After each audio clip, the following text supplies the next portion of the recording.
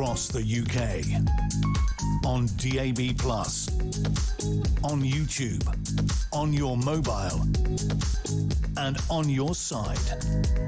This is Talk.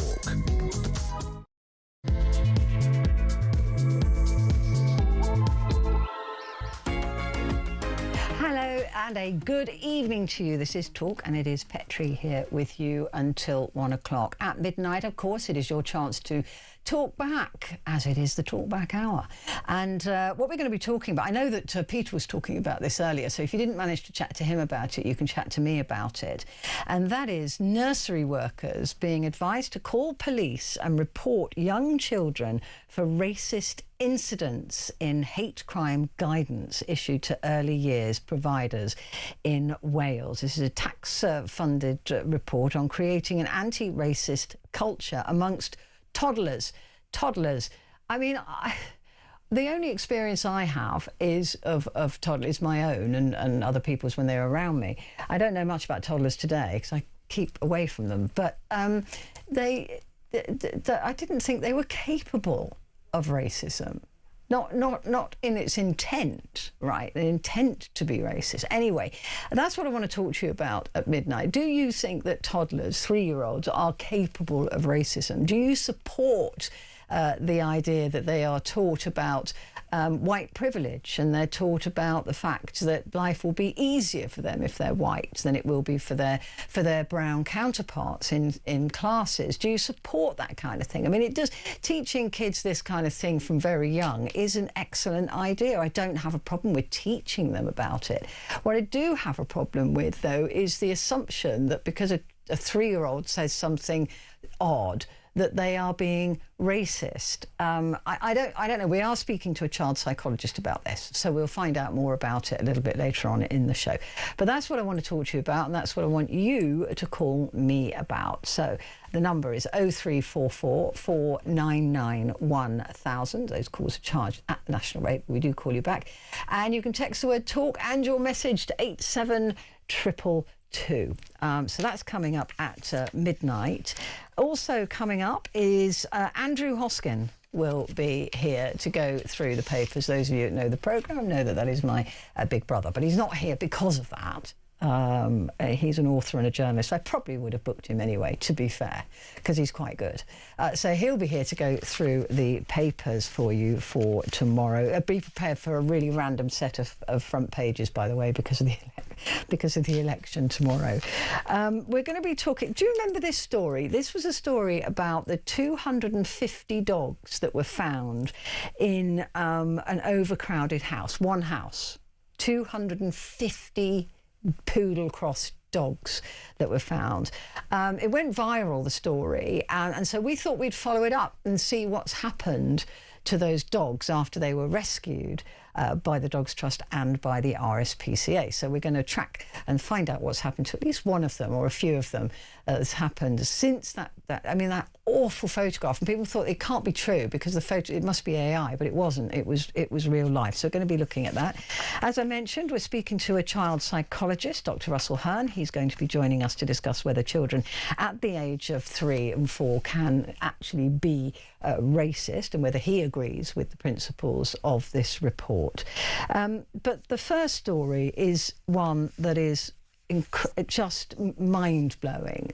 It is extraordinary and extreme and is so disturbing that it is very difficult to get your head around this. Now, there have been rumours circulating about this particular thing for very many years. I even heard the odd thing about people shooting, that people were choosing to shoot at civilians. It wasn't called a safari or anything at the time, but it was kind of like, what kind of sick person would just shoot at civilians? And I was in Sarajevo in 94, 95, and 94 was the biggest year, if you like, for civilian shootings.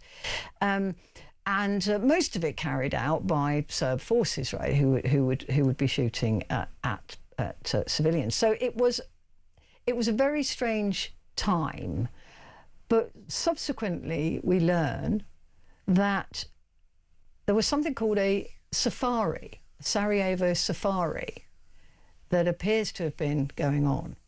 And so serious is this that the Italian judiciary are looking into this now, because very many Italians took part in this. So did Brits, so did Germans, US, Canadian, Russian people as well. Very wealthy people paying to turn up in Sarajevo during the siege of Sarajevo and killing civilians for cash, for choosing people just out on the streets, already in danger from other snipers, being shot by people who were paying to kill them.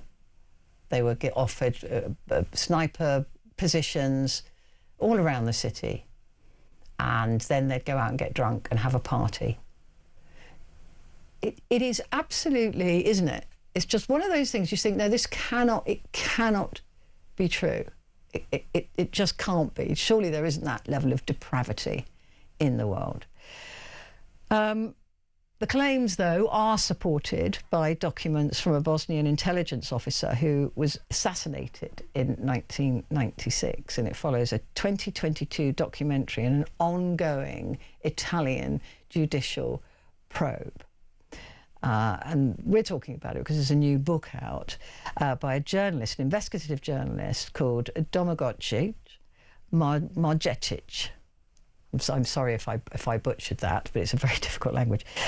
He makes claims that during the 1990 siege of Sarajevo, wealthy European tourists, including Britons and Italians, paid to join Serbian snipers in targeting civilians, competing to kill those they deemed the most beautiful. What does that tell you about? Anyway, look, here to discuss this with me, I'm absolutely thrilled to say, is Tom Kington, who is a foreign correspondent for The Times, based in Rome, and who has been looking at this story. It is brilliant of you to join me. Thank you very much indeed. It is such a mind-blowing story, isn't it, that it is very, very difficult for normal people to get their head around this. I agree. It's shocking, and I've been writing stories recently about this. I've been over in Bosnia, and it's just always you always have to sort of do that, take that step back and swallow hard before you write, just because it's just so beyond belief. So absolutely, the idea that these rich foreigners were sort of taking a step up from big game hunting, whatever they've been doing, and we're looking for that bigger thrill. And it actually originated, didn't it, the idea of this, and the person who I believe started these human safaris in Croatia. Is that right? That's right. Yes, even though there are stories of the foreign hunters coming in from Belgrade, and they were taking up sniper positions with a Serbian militia in Sarajevo. The new book that you mentioned by the Croatian journalist, which is called Pay and Shoot, suggests that actually it started with a Croatian security officer who'd been in the employ of the Yugoslav government before the breakup of Yugoslavia, and he was used to bringing in rich hunters into Croatia to shoot at animals during the Yugoslav years. And that activity was being undertaken by security staff, because these were foreigners coming into a country which was effectively in the Eastern Bloc. And then, however, when Yugoslavia broke up, when the siege of Sarajevo started, some of these foreign hunters approached him and said, well, could we join the snipers in Sarajevo? He then coordinated with Serbs, and the pipeline was underway. So these rich people, as yet to be, some have been, I believe, identified and are being questioned in Italy, but a lot of them are yet to be identified officially. They would pay tens of thousands of Deutschmarks. That was the currency that was used in Bosnia at the time, in Sarajevo at the time. And who did they pay? How did this pipeline work? Well, if the Croats were involved, I guess the payments were split. If Croatians were bringing them in, they would then be handed over to Serbs. So I guess the money was sort of being paid out along the route. If you were going in directly from Belgrade, then obviously the Serbian militia would pocket all that money. And we're talking about sums of possibly 80,000 Deutschmarks, which by today's conversion would be about £35,000. And that would allow you to shoot, according to the new book, middle-aged men or women, with the price rising if you chose to shoot at young women, and even more to shoot at pregnant women, which is perhaps the most awful thing of all. So ultimately, the handlers were a Serbian militia, apparently, run by a man called Slavko Aleksic. He had positions up in the Jewish cemetery overlooking Sarajevo, and he would host the shooters there. Aleksic was a man who drove a jeep during that time with a skull mounted on the bonnet, wearing a UN helmet. So not a very nice guy. It's really interesting to let this sort of sink into my brain now, given I was in Sarajevo a couple of times, flew into Sarajevo very often, and we used to have conversations, funnily enough, about who shoots at pregnant women, right? I mean, it was so prevalent. And women and children, and you think, well, what the snipers? Surely the Serbian snipers, why would they be doing that? I mean, there's the fear factor and things like that. But now, looking at this from a different perspective, it kind of makes more not sense, but you know what I mean. It adds up better to me now. The people that were being targeted by snipers, which we all thought was a bit odd at the time, now makes more sense as to who was being targeted and why. It's remarkable. You were on the other end there and picking up on on the phenomenon. And now, 30 years later, yeah. It's just beginning to come out what possibly lay behind it. When I was in Bosnia, I was talking to a former Serbian fighter. He hadn't been with the Aleksic militia, but he had been a little bit further along in the Jewish cemetery there, so he could see the foreigners coming in. Yeah. He's now speaking out about it because he found the whole thing really, really awful at the time. He was a regular tank guy, and so was not a sniper. And he told me that one of the most sort of distressing things about this was that after a hard day's sniping, the foreigners would retreat to a cafe and party till late into the night, feasting on meat dishes, knocking back brandies. And they had a lot to celebrate, he said, and they would sort of sing late into the night, and then be back up in the cemetery in the morning. Honestly, I'm speechless about. I mean, he must be in his 60s now. I'm thinking where people must be in their age group now. I don't even know, Tom. Does this count as a war crime? What would this be? I mean, it's murder, but if people are being held responsible, what are they saying in Italy, where you are, where the judiciary is on this? Well, the reason it's all kicked off in Italy is thanks to an Italian journalist called Ezio Gavezzone, who has been digging into this. He's just put out a book, and that has encouraged Italian magistrates to open an investigation. They've been questioning 3 or 4 people who haven't been named, so we don't know who they are, but they're now getting on, and most of them from northern Italy, we understand, and these are people who were wealthy hunters, and so there's an idea that they've got a list of names, and they're beginning to look into it. And so, yeah, this is attracting a lot of attention here in Italy, and I think that if this leads to proper charges, when we find out who these people are, the story will really go ballistic here.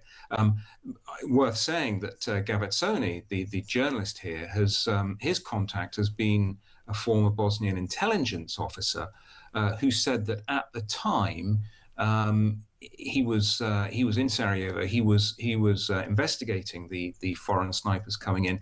He found out that 5 of them were Italian. He went to Italian intelligence to complain, basically, and intelligence officers from Italy said that they had put a stop to the Italians coming in. So they knew that this was they happening. knew at the time. Yeah, absolutely. Italian intelligence knew at the time. The problem is, Tom, and many people listening will be thinking exactly the same, is rich people tend to get away with stuff, don't they? I mean, just look at the Epstein files, for example. You know, if these are the higher echelons of society, the chances of prosecutions around the world, which there should be for this, seem to be pretty slim. Is Italy determined? I wouldn't put it past the magistrates here to get the job done. They're pretty dogged when they get their teeth into things, and they don't give up. And so I can imagine that things will move here. But you're right. I mean, if these people were wealthy, if they were well connected, then they're going to be well lawyered up, and so that will make things harder. And it's worth mentioning here that one of the revelations in the new book is that one of the shooters may have been a European royal. He is not named in the book, but that makes you think of just how influential some of these people might be. I mean, you've just got to imagine, haven't you, Tom, that you are a sick person who wants to go and shoot vulnerable people in a war zone, in a siege. You're going to keep that fairly tight group, aren't you? I mean, this isn't something that would be advertised. I mean, 30 years ago there wasn't TikTok anyway, but you know what I mean. It's not something that you put an advert in the Times for. This is a tight group of people who will be talking to each other of a particular clan. So again, that creates them pulling even closer together to keep this a secret. It really, you're right, and it's possible that as we speak, there are rather frightened, elderly, well-heeled people around Europe, perhaps calling each other up, saying, "What are we going to do?" I hope they are frightened. I mean, the arrogance. What about the people of Sarajevo? Those people, you know. I mean, there's the fog of war. It was very difficult. Like I said, you couldn't determine who was shooting at anybody. But the thought now that somebody would have been looking and going, "Is she pretty enough?" Honestly, just freaks me out, because you know, as a war reporter, you expect there'd be. You know, if you're in a dangerous place, you might get hit by something, but not deliberate, not in that way. What about the people of the city? Are they keen to talk about this? Are they keen to find out about it? Or do they just want to push it away? I think that before the story came out, there may have been just a general willingness in Sarajevo, in Bosnia, to kind of put the war behind them, and that may have encouraged some people to not pursue this story. However, now, if you've spent the last few decades thinking that your daughter or your wife was hit by a stray bullet, and now you wake up and you think, well, maybe it was a deliberate act, and my loved one was killed because they were pregnant or because they were beautiful. I would imagine that this will create such a sort of wave of disgust that there will be a reaction. I believe that magistrates in Sarajevo are being encouraged to open their own parallel investigation to the Italian investigation. So let's see if they have people coming forward to speak to them in the near future. And before it's too late, because if there is to be some form of justice, you know, like you said, these slightly elderly now, rich people, they'll get away with it. And then this literally is just one of the most gross and disgusting things that I've seen in my life, and I've been around a while and a bit, but this is just unbelievable. I think what's going to be fascinating, if we ever get someone to confess to this, is to understand the progression involved. And so if these people were big game hunters, if they were always looking for something more expensive and more thrilling to kill, it will be really interesting to get into these people's minds and figure out how they took those steps, and how they decided that killing a human was, and God knows we see this in sort of science fiction all the time, how it was that they got to the idea that killing a human was the ultimate thrill. I mean, this story, like I said, has been bubbling around for a while, and now it's starting to gain legs, isn't it? Are we at the foothills of this? Do you feel, as a journalist, do you feel that this is going to just, once people start saying, and this isn't alleged anymore, this actually did happen, this is something that human beings did to each other, that this story will go bigger? I think the more publicity it gets, the more books that come out, the more documentaries that come out, the more investigations that happen, the more people will come out of the woodwork saying, oh, right, yes, I remember this. I have a name, or I saw this. I saw the bus come through loaded with the shooters. So yeah, I think it could snowball. For example, the man I met in Bosnia, who had been with the Serbs but had been disgusted, he stepped forward now because the Italians are investigating. He read about the investigation and he said, finally, a judge is looking into this, and he put his hand up and is now waiting, hoping that he can be contacted and give evidence. So that's an example of how this could snowball. Oh, I genuinely hope it does, and thank you for all the work that you've done on it, Tom. It's extraordinary, so thank you very much indeed. We'll talk again, no doubt, I hope.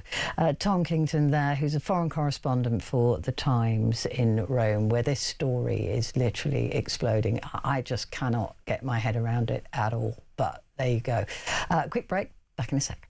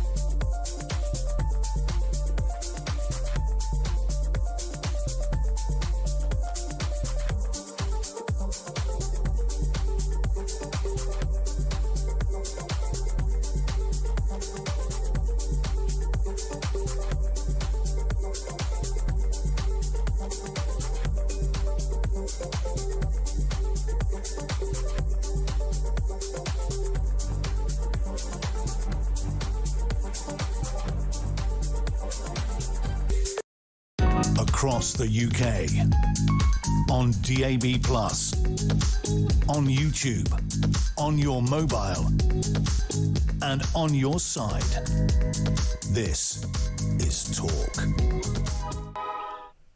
And I'm Petrie, and it's great to have your company. Coming up, don't forget, we're going to be looking into those 250 dogs that were discovered in one house and following up to see what happened to them after they were rescued. And also, Petrie Hosken will be in at the top of the hour to go through the papers. Now, what's coming up at midnight is you and me, just you and me chatting. And it's about the nursery workers in Wales that have been advised to call police and report young children for racist incidents. The taxpayer-funded report amongst toddlers advises staff to call 999 and implement lockdown procedures in an emergency. Okay, just get your head around that for a second. The nurseries, playgroup leaders and childminders should call 101 for non-emergencies to discuss the incident with an officer and take relevant action. Now, children under the age of 10 cannot legally break the law in the UK, meaning they cannot be arrested. I'm sorry, I can't believe I'm saying this about a 3-year-old. They can't be arrested or charged or given a criminal record. So the toddlers can't be arrested. However, if they do break the law, they can be given a local child curfew, a child safety order, or can be taken into care. Is this a bit heavy-handed for toddlers? Or do you think this is a good plan? Anti-racism, of course, is a good plan. But is this a good plan? That's what we're talking about at midnight. Give me a call. 0344 499 1000 and text me if you will. Put the word talk and then your message to 87222.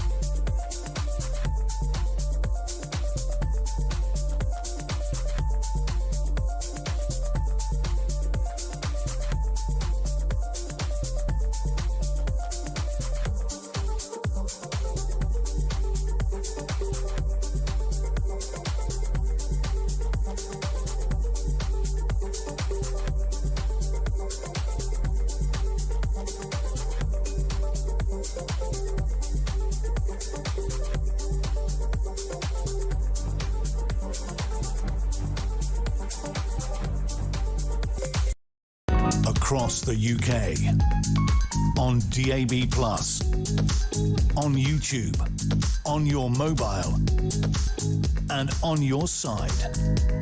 This is Talk.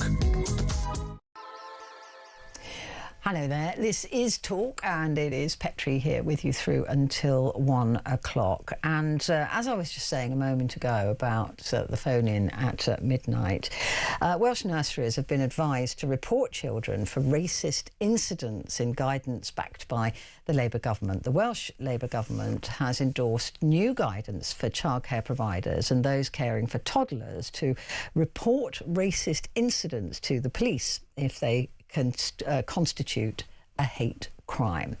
Backed by £1.3 million in taxpayer funding, the toolkit requires staff to audit their white privilege and unconscious bias. Providers are urged to maintain a visible anti-racist stance through books, toys and even snacks, while perpetrators receive age-appropriate support, and resistance can lead to disciplinary action. Well, the guidance also promotes discussing melanin with infants and accommodating diverse toileting practices to ensure an anti-racist environment for staff and children. But the big question for me is, can children of that sort of age group, 3-year-olds, toddlers, be racist? Well, here to discuss this with me is a child psychologist and broadcaster, Dr. Russell Hearn. Good to see you, Russell. Thank you for joining me. Can a 3-year-old be racist? I think it's more about how comments and behaviour is perceived. So children don't see difference in people at a very young age. When they're about 3, though, they start to notice that there are racial differences between people. And children are naturally curious. They learn from their environment. So they're likely to notice differences and they may comment on that. But that doesn't mean that it's a racial slur or an act of racism. They might clearly be trying to learn and noticing that there are differences between people that they're interacting with in different circumstances. So we have to think not just of the act itself, which may be perceived by some people as being a microaggression or an unconscious bias that's coming out. It may be part of their learning. And I think what this bill is saying is that we should be talking about this. We should be identifying places, times, situations, learning opportunity for young children, rather than accusing them of racism, which is a very serious thing to say, I think. Yeah, I do agree with the principle of teaching children from as early an age as you can about being anti-racist, and I do agree that, you know, differences should be discussed. But the idea that somebody is going to judge a toddler for saying your skin is brown, does that mean you're dirty, for example, a child might say, as being a racist comment, I think it's pushing it too far. Yeah, and I think you were saying then when you introduced it that it's looking at hate crimes, and I don't think anyone would say that was a hate crime, but it's important to know the context in which those comments were made so that you can educate the young person. You can work with all the children of the class to recognise and accept the diversity that exists within their classroom. But it is down to people who themselves may have a racist bias or be seeking a racist bias to decide whether what that child has just said comes from a point of racism as opposed to a point of learning. And that's kind of, for me, the real concern here. Well, we all come from a position where we've been influenced throughout our lives in terms of the way that people interact, and we all have unconscious biases. And you know, we need to be able to address those. We need to be able to have those conversations ourselves. So anyone who's making these judgments should be having conversations with their teams to think about the best way of approaching this. But it's quite common to think that, you know, many people don't see colour. And one of the pieces of research has looked into what white families say about their children. And they tend to say, oh, they're colourblind. They don't see difference. They don't see race, as if that was a positive thing. But children do recognise difference. And those families tend to then not talk about difference, which then means that children are uncertain what they're supposed to do with difference. So it's so important that families can have these conversations as well as the schools. But does it concern you as a child psychologist, though, that for me, racism has to come from a position of intent. You know that that it is racist to say what you're about to say, or you know that it's wrong to do that. Whereas a 3-year-old wouldn't necessarily know at that age that it is that you can't just go up to somebody and tug their hair or take. I mean, my son used to be the most embarrassing person in the world. He would say to friends of mine, "Oh, you look, what's wrong with your hair?" You know, when they were having cancer treatment or something. It was just awful. But there was no intent behind it. There was no nastiness behind it. It was curiosity. Yeah, and many children don't have that filter, do they? They see things, they comment on things, they're curious, they want to understand. It's the way that we support children through those conversations, I think, that's important, rather than making an immediate judgment. Yeah. But some people who have been hurt, and we live in a society that's still very racist and discriminatory in so many ways, but people who have been hurt are going to be vulnerable to those little accidents, those misread conversations, and those little unconscious biases that may come through in the children's behaviour as they're learning. What would your advice be to parents about their very young children in regards to this? That, you know, in Wales or even in England or Scotland, about you know, what conversation should they be having with their children so that their curiosity isn't misconstrued? Well, the first thing you've got to do, I think, is to introduce children to all forms of diversity. So you're thinking about the diversity of their peer group, the children that they're interacting with, but also the toys that they're using and playing with. You know, don't just go for one Barbie doll that's supposed to be the ideal representation of body and form. You know, have a selection of toys, selection of different skin colors. Think about the media that they're accessing so they see a wide range of things around them. Make sure you also have those conversations, be open about those conversations. Think about how you have those conversations in a very positive light, so you too are able to embrace diversity and talk about the difference and between people, because we are all different. And the third thing is to think about, what are you modeling to your children? That goes for all adults, really. What are the relationships that we have? Do we have interracial relationships? What are the communications that we have with people of difference around us and our families? So think about how we're modeling the type of behavior that we would like to see.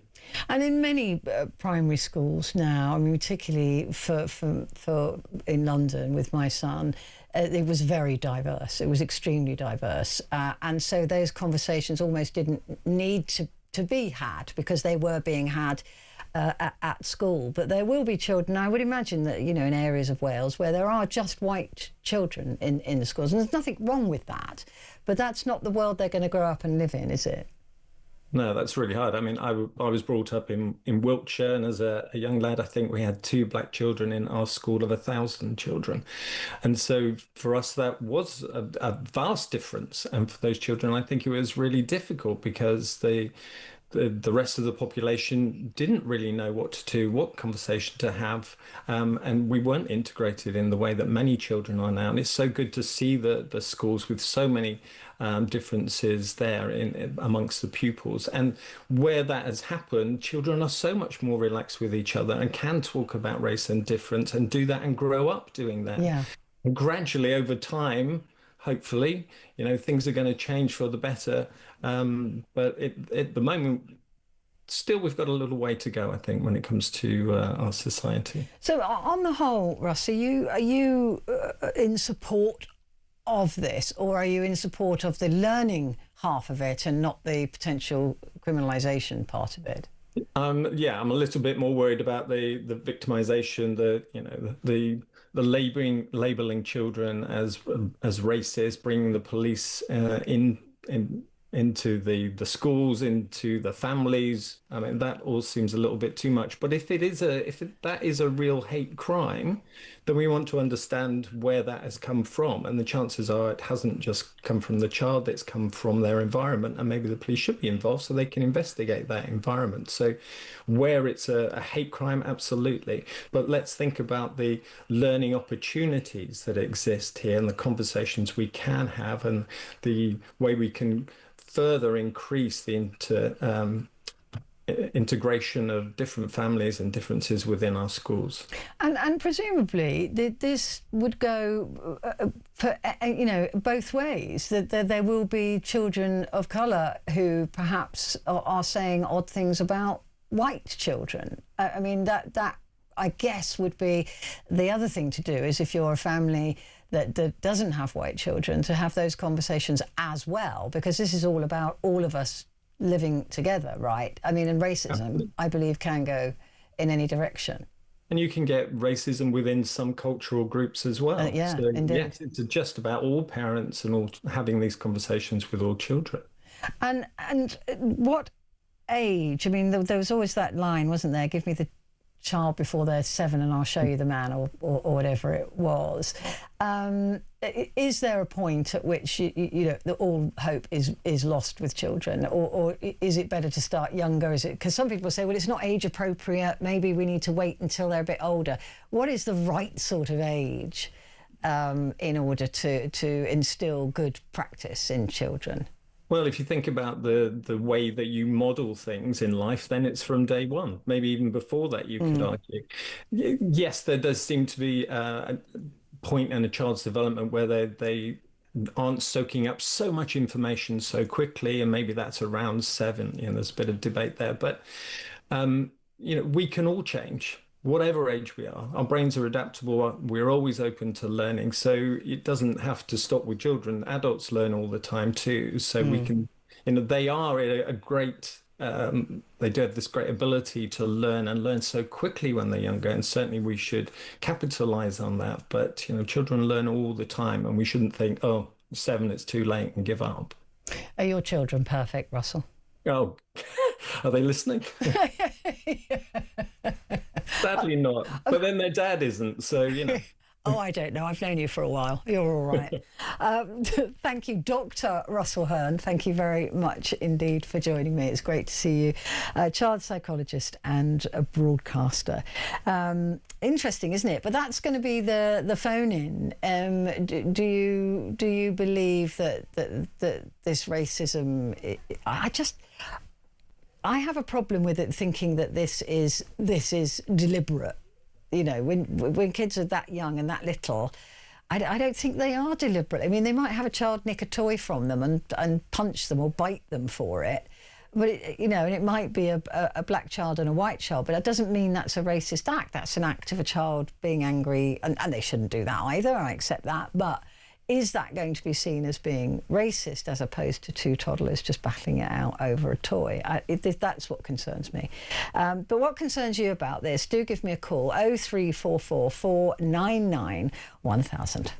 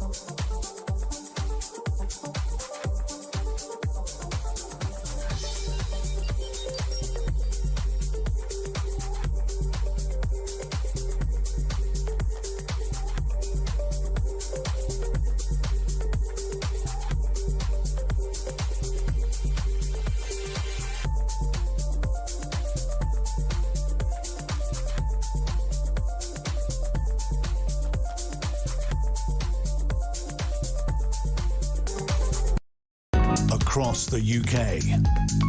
On DAB+, on YouTube, on your mobile, and on your side. This is Talk. Hello there, and a very good evening to you. This is Talk, and it's Petrie. And coming up at the top of the hour, it is Andrew Hosken. He's going to be here to go through the papers. It's always very strange for me to use his full name, because you can imagine, for my whole life, I never have referred to him as Andrew Hosken. But he will be here to go through the papers for you for tomorrow. But I don't know if you remember this story, because it was incredibly shocking and it did go viral. Dogs saved from an overcrowded household are finally finding forever homes. Earlier this year, the RSPCA rescued 250 poodle crosses from a single property where conditions had spiralled out of control. It was a rescue so shocking that some people thought the photographs were AI, that they were faked. But today, the RSPCA says the dogs saved from a single overcrowded home. I've got 2 dogs. 250. They're starting to find their new lives. Well, since 2021, incidents involving 10 or more pets have surged by 70%. I mean, that's just when it becomes an addiction, isn't it? I suppose people just get more and more animals, creatures, and they don't know how to look after them. That's a lot in one household. 250 is extraordinary. Well, many of the poodle crosses are still waiting for owners. Dogs like Barney are already thriving with their new families. Officials are urging the public to adopt, not shop, as shelters reach a breaking point. Well, we have Dermot Murphy with us now, who's a dog owner and who adopted Boone. And there's Boone. Hello, Boone. How old is Boone? We think, good evening, Petrie. We think Boone's about a year and a half, although we're not entirely sure, because we've seen a lot of really young puppy behaviour from him since we adopted him, and we don't know whether that is because he's younger or because he's been able to express that behaviour for the first time. Yeah, probably. I mean, what was his early life like for Boone, to put it into context, for a dog to be in that larger pack and in that environment? Well, from everything I've heard, it was quite a dreadful start in life. Overcrowded. I don't think they were getting fed enough, and the conditions and environment were so bad that I don't think they were able to express their normal behaviour, although living in a pack. But you can clearly see from the image that overcrowded, filthy environment, and just not right for them. A pretty dysfunctional existence for them.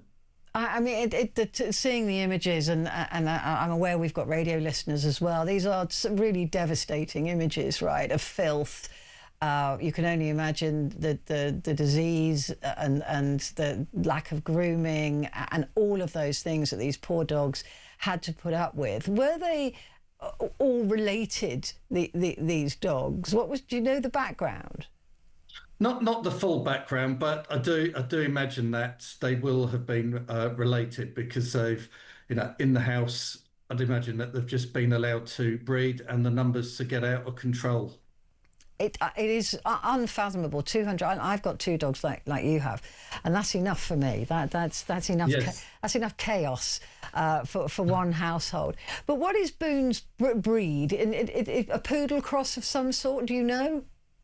Well, we've got him down as a cockapoo cross, so yeah, he's a bit of a mix, but we don't really care because we love him. No, and also that breed, you must know, is quite naughty anyway. Oh yes, very cheeky. When he came in, first of all, he's very subdued. Sensory overload, wasn't being used to even being out on a lead, but he's really come out of himself now. Yeah, I mean, he's literally got a smile on his face, hasn't he? Yes, no, he's a very happy dog, and actually to see him come out of himself. In fact, earlier on, with a crazy half hour with him only this evening, as he was tearing up and down around the kitchen dining area with a ball and deliberately thrown it under the sofa, so I'd have to go and get it, otherwise he won't shut up. Yeah. Oh, I've got one of those. My puppy Humphrey is, I said to the vet, what kind of dog is that? And he said, it's a poodle cross of some sort, I don't know. But I actually went to buy a Shih Tzu from a Shih Tzu breeder, and I ended up with probably somebody like Boone, and very naughty. Let me tell you, and does the crazy zoomies as well. They look fairly similar, actually. I'll let you see a picture of him so you know what I mean. But when you got Boone, why did you choose to get Boone? What was the decision making? Because you have got another dog, an 8-year-old dog. Well, we have. We did have another dog, which we sadly lost in January. Carson. He was 14, so he was another RSPCA dog, which I took on when I was working at the RSPCA. So we lost Carson. Bessie we found was clinging to us a bit more, really missing another dog. So we decided to take another dog on, which went back, and it had to be a rescue dog. And in fact, I got in touch very soon after these had come in, which I obviously had no idea that was the situation. But I was looking for a rescue dog, the right dog that would fit into our house, get on with Bessie. That was vital. And things really just fell into place. How did you choose out of 250? How did you choose Boone? Well, I went through the RSPCA. They did help match Boone with us. They had a lot at the same centre. So, we went up, we met Boone, we took Bessie with us, and they got on, and that was it. We decided we were going to give him a home, and that was it. Final decision made quickly. Yeah, I chose Humphrey out of the litter of Shih Tzus because he was the first one that came up to my older dog, Bailey, and I thought, oh, they're going to get on really well. And I mean, they do, to be fair. Well, they play fight all the time. But only I could go to an actual Shih Tzu breeder and come back with, I don't know what. So, I mean, I love him. He's great, but, what can you do? The idea to adopt it always is a very appealing idea. I did think about it, but my elderly dog, I didn't want him I didn't know if I could handle what had happened to an adopted dog beforehand. I think it takes a very special person to be able to do that. But a lot of people are put off from adopting because of that. What are the things to look at? Because I'd much prefer to have adopted, but I didn't know the history of the dog and didn't know if my other dog could cope with that. No, of course. But I think, the charities now, not just the RSPCA, but all charities really match owners with dogs. It's not a case of just turning up, taking a dog and going home.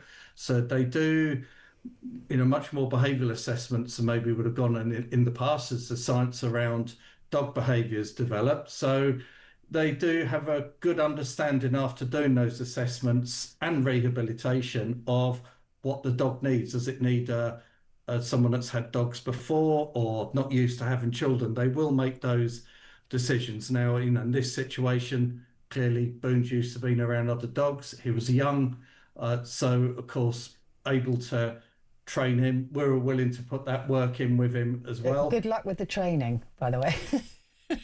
Well, I suppose from where we started, which was minus many, many points of, his lack of socialisation, and he's come such a long way. Yeah. In fairness to him, he does want to learn, even when he does have his cheeky moments. He looks absolutely adorable. He does look really, really cheeky, I have to say. Yeah, because that was the other thing when I was looking at adopting.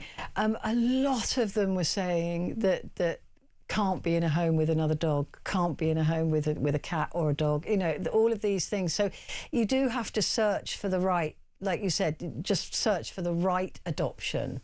Indeed. And it has become a bit of a pet ownership now. It's almost become like everything else in life. Right, I want that, I decided, so we're going to go out and get one tomorrow. Yeah. Rather than, right, let's take our time, let's make sure we get the right dog at the right time for your household and for your circumstances. And I think that's why a lot of dogs then end up going into rescues, because people take on a dog without really considering the full commitment. It's a lifetime commitment. Yeah. Carson was there 14 years, and as he got older, his needs changed. So you have to be willing to see out that lifetime commitment. Yeah, and I have now made a rod for my own back, of course, because with Bailey being 12 now, because he was very poorly a year ago, so I decided to get the puppy. But now, you know, as and when Bailey crosses the bridge, Humphrey's going to need a puppy.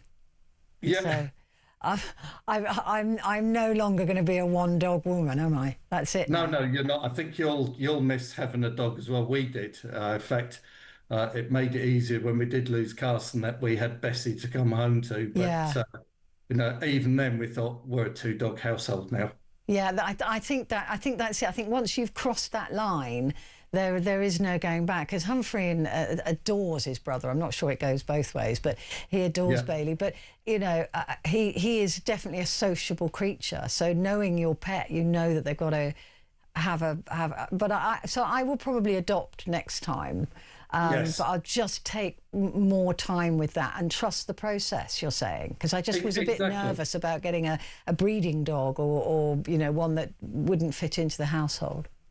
No, and unfortunately, especially after the pandemic, there were so many people unscrupulously breeding dogs just purely for profit without the welfare considerations, as there was an insatiable demand. But of course, now things are changed, obviously well through that, cost of living, the cost of keeping a pet, and it's not to be underestimated. No. You know, it is a big commitment financially as well. And, you know, you have to be prepared for that. So a lot of dogs have ended, well, pets of all sorts have ended up in animal charities up and down the country. So I think do really consider taking on a rescue dog, because they do bring so much to you. And I definitely will. Now that I've spoken to you, Boone's done one, hasn't he? Where's he gone? Is he gone? Oh no, he's still there. He's still there. I thought he was getting bored. Dermot, it's lovely to meet you both. Congratulations on having a new dog. You look like you're really happy together, and he looks so thrilled. I love it. Dermot Murphy there, dog owner who adopted Boone.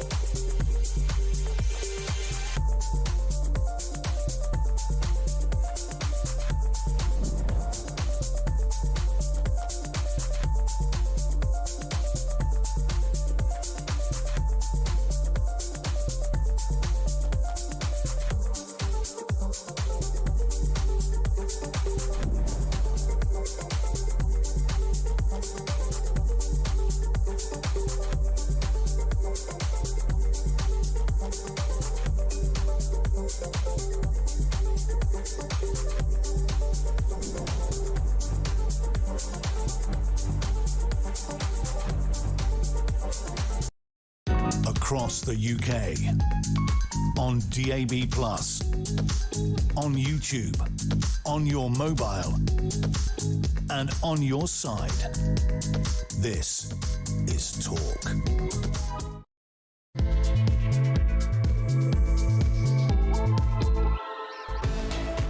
Hello there, and a good evening to you. It is Petrie here with you until 1 o'clock. And just before I talk to you about what's coming up on Talkback, we have a message from Joe saying, my daughter has one of the dogs from the same property.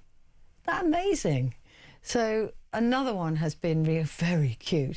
He was temporary, but is going nowhere. Cute as a button, and he'd never seen grass or been outside, and sent a really, really cute photograph. That's 2 out of 250 that we know. Anybody else out there know anybody who's adopted one of those dogs? What a lovely story, though. And thank you, Joe, for letting me know that there's another one that's happy. He's absolutely, I don't know if it's a he or a she, but beautiful, beautiful dog. Right, coming up at midnight is the Talkback Hour, of course, and it's your chance to do exactly that. And I want to talk to you about the conversation I had with Dr. Russell Hearn about children, toddlers being racist. And I want to ask you whether you think that children as young as 3 can be racist. Now, I think there's a difference between a child of that age saying something potentially inappropriate, because children of that age do say inappropriate things all the time, and that actually being a hate crime. And this is the concern, is that nursery workers have been advised to call police and report young children for hate crime incidences, racist incidences, in a guidance issued to early years providers. This is taxpayer funded to the tune of £1.3 million.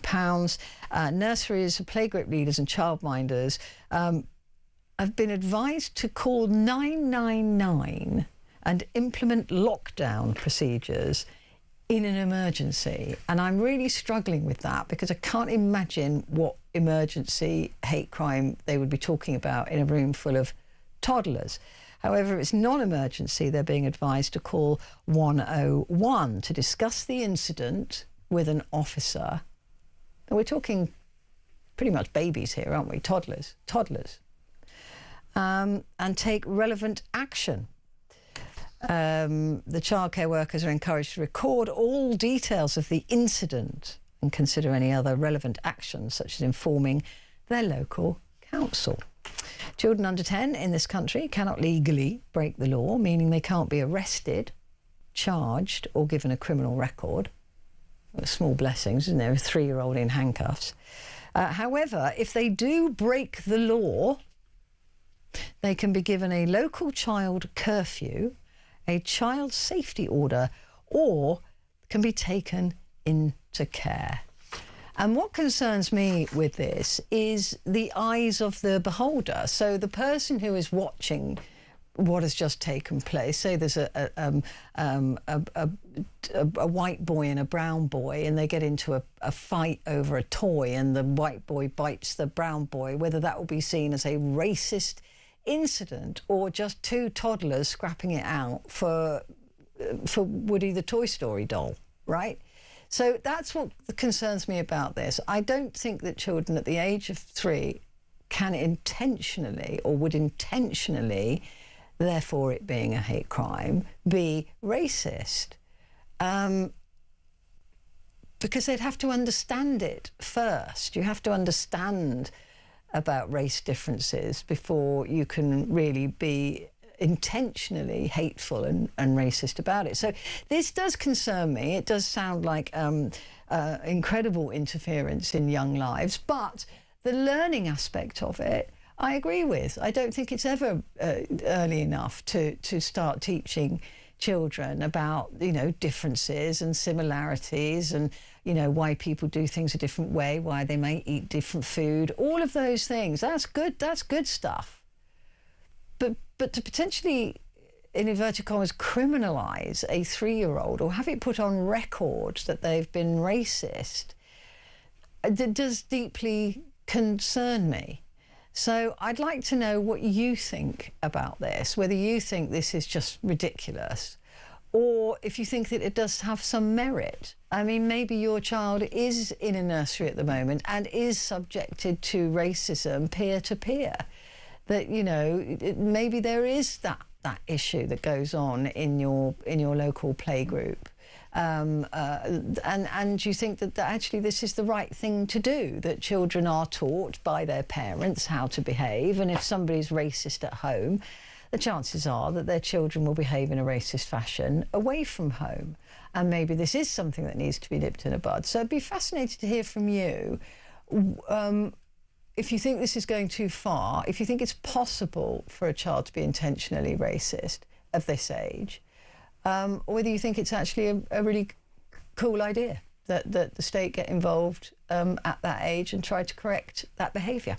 So I'd love to hear from you. Give me a call, 0344 499 1000. Calls are charged at the national rate, but we do call you back.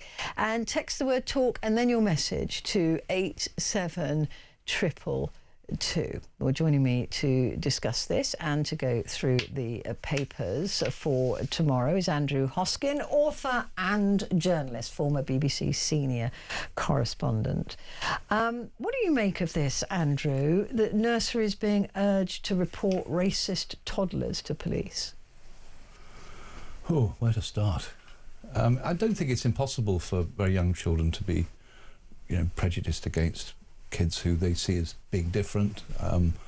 Reporting them to the police, I think, is a bit heavy-handed, I would say. Yeah. I think there would be ways for any well-run nursery to deal with those sorts of issues internally. It would depend on what happens. But it's also about the perception of the person who's observing it. Yes, exactly. Yeah, I mean, some people can misread.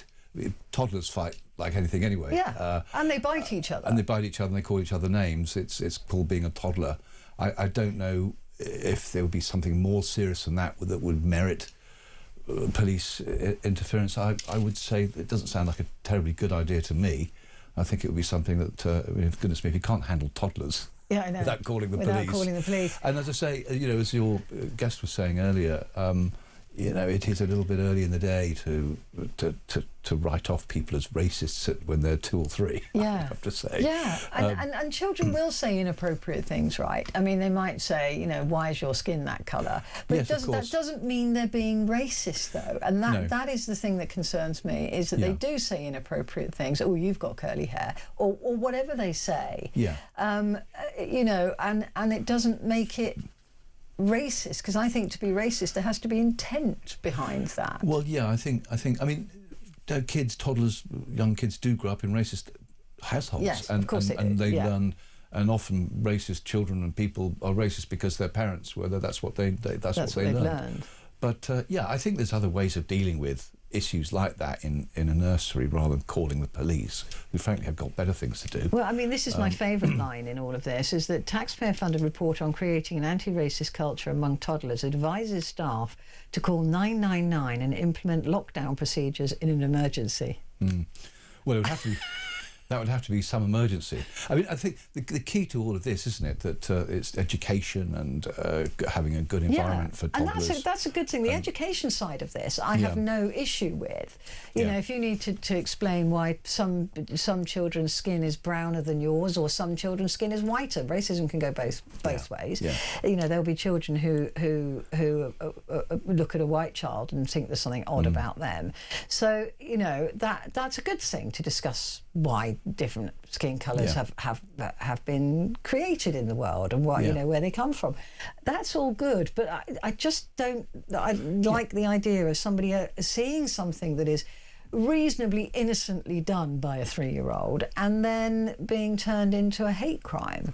Yeah, I think it's sort of counterproductive and silly, really, to sort of create crimes where they don't exist when you're dealing with toddlers. I mean, maybe an issue when kids are older, when they're, you know, at secondary school or whatever, or even primary school, if there's a serious issue where kids are being racist and bullying other kids because they're black or brown or whatever, then that's an issue for the teacher to deal with. I mean, I would think it would have to be something quite serious to involve the police, and I think just calling the police every single time that something happens and the sort of hair trigger response that you have to call the police in, I think I personally don't think it's the right way to go. I mean, the other line in this is saying that nurseries, playgroup leaders and childminders should call 101 for emergencies to discuss the incident with an officer. And the trouble is that a lot of teachers and childminders and people like that would think that that's what they've got to do for them not to get into trouble, right? Yeah. So it just breeds this, I don't know, Well, this weird environment. Yeah, I mean, of course, if there's been a serious incident where a crime has been committed, a racist crime has been committed, well, of course, that's when police get involved. I mean, it's hard to see how a toddler would be involved in that. Yeah, Say, exactly. for example, something spectacularly unusual happened and a toddler was involved in a racist crime. And of course, you know, kids don't reach the age of criminality legally until they're 10 anyway. Yeah, can't be. So I think it's, yeah, I mean, it's political, you know, sort of nonsense in a way. I think just to sort of label every incident as a sort of racial incident that has to be investigated by the police. As you say, the police won't even come out for people's cars being nicked or shoplifters and all the rest of it. They're calling them out to nurseries because some toddlers smacked another kid over the head with a teddy bear or whatever. Strikes me as, and it may be construed as racist, strikes me as rather heavy-handed personally. But I mean, it just seems to be so subjective as well political at that correction age. gone wrong. Yes, it's all woke nonsense. Yes. Well, it is a bit woke, isn't it? It is a bit I think, woke, actually. In that tired phrase, but yeah. It seems to be creating a problem where there probably isn't one. I think people should be allowed. I mean, a lot of these people who run these nurseries are, you know, they've been trained, they're qualified and all the rest of it. There's a degree of allowing people to use their own professional standards and judgment, and also their common sense. Yeah. I mean, people, whatever happened to common sense? And I think there should be more of that. This is the home of common sense. Well, sorry, of course. Well, so we're told. I'm in safe hands. You're in very safe. Very safe hands. Yeah. Yeah, it's an extraordinary. It's just one of those stories that makes you go. Yeah. And it's like talking a while ago about creating a potential criminal register of young children as well. That was another idea. Saying, oh, that kid's a bit of a wrong and he's going to end up being a criminal one day. You know. I don't know who comes up with this stuff. I'm sure they say to me, people haven't got better things to do with their time. Or our money. Well, I mean, there's all these problems going on. And, of course, racism is a very serious issue. And a very serious issue, I think, and in ways we've gone backwards from more enlightened times. But I think this sort of thing doesn't help. No. I don't think it...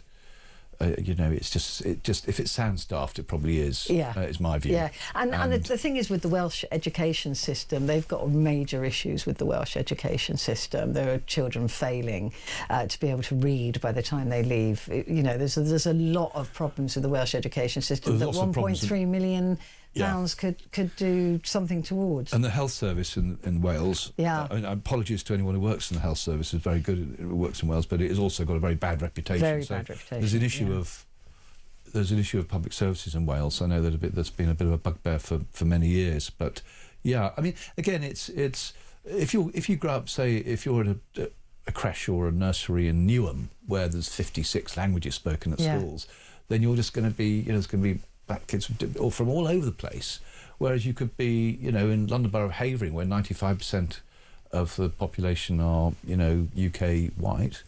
Your kids may not be in such a mixed, diverse, and there may be more issues there. But again, I think it's... So I didn't sense that with my son, your nephew, because he was in a very diverse area. Shepherd's Bush is hugely diverse. Yeah, absolutely. Lots of different kids and lots of different backgrounds. And so it never was an issue. It's inner London. It's less so, obviously, in outer London. Yeah.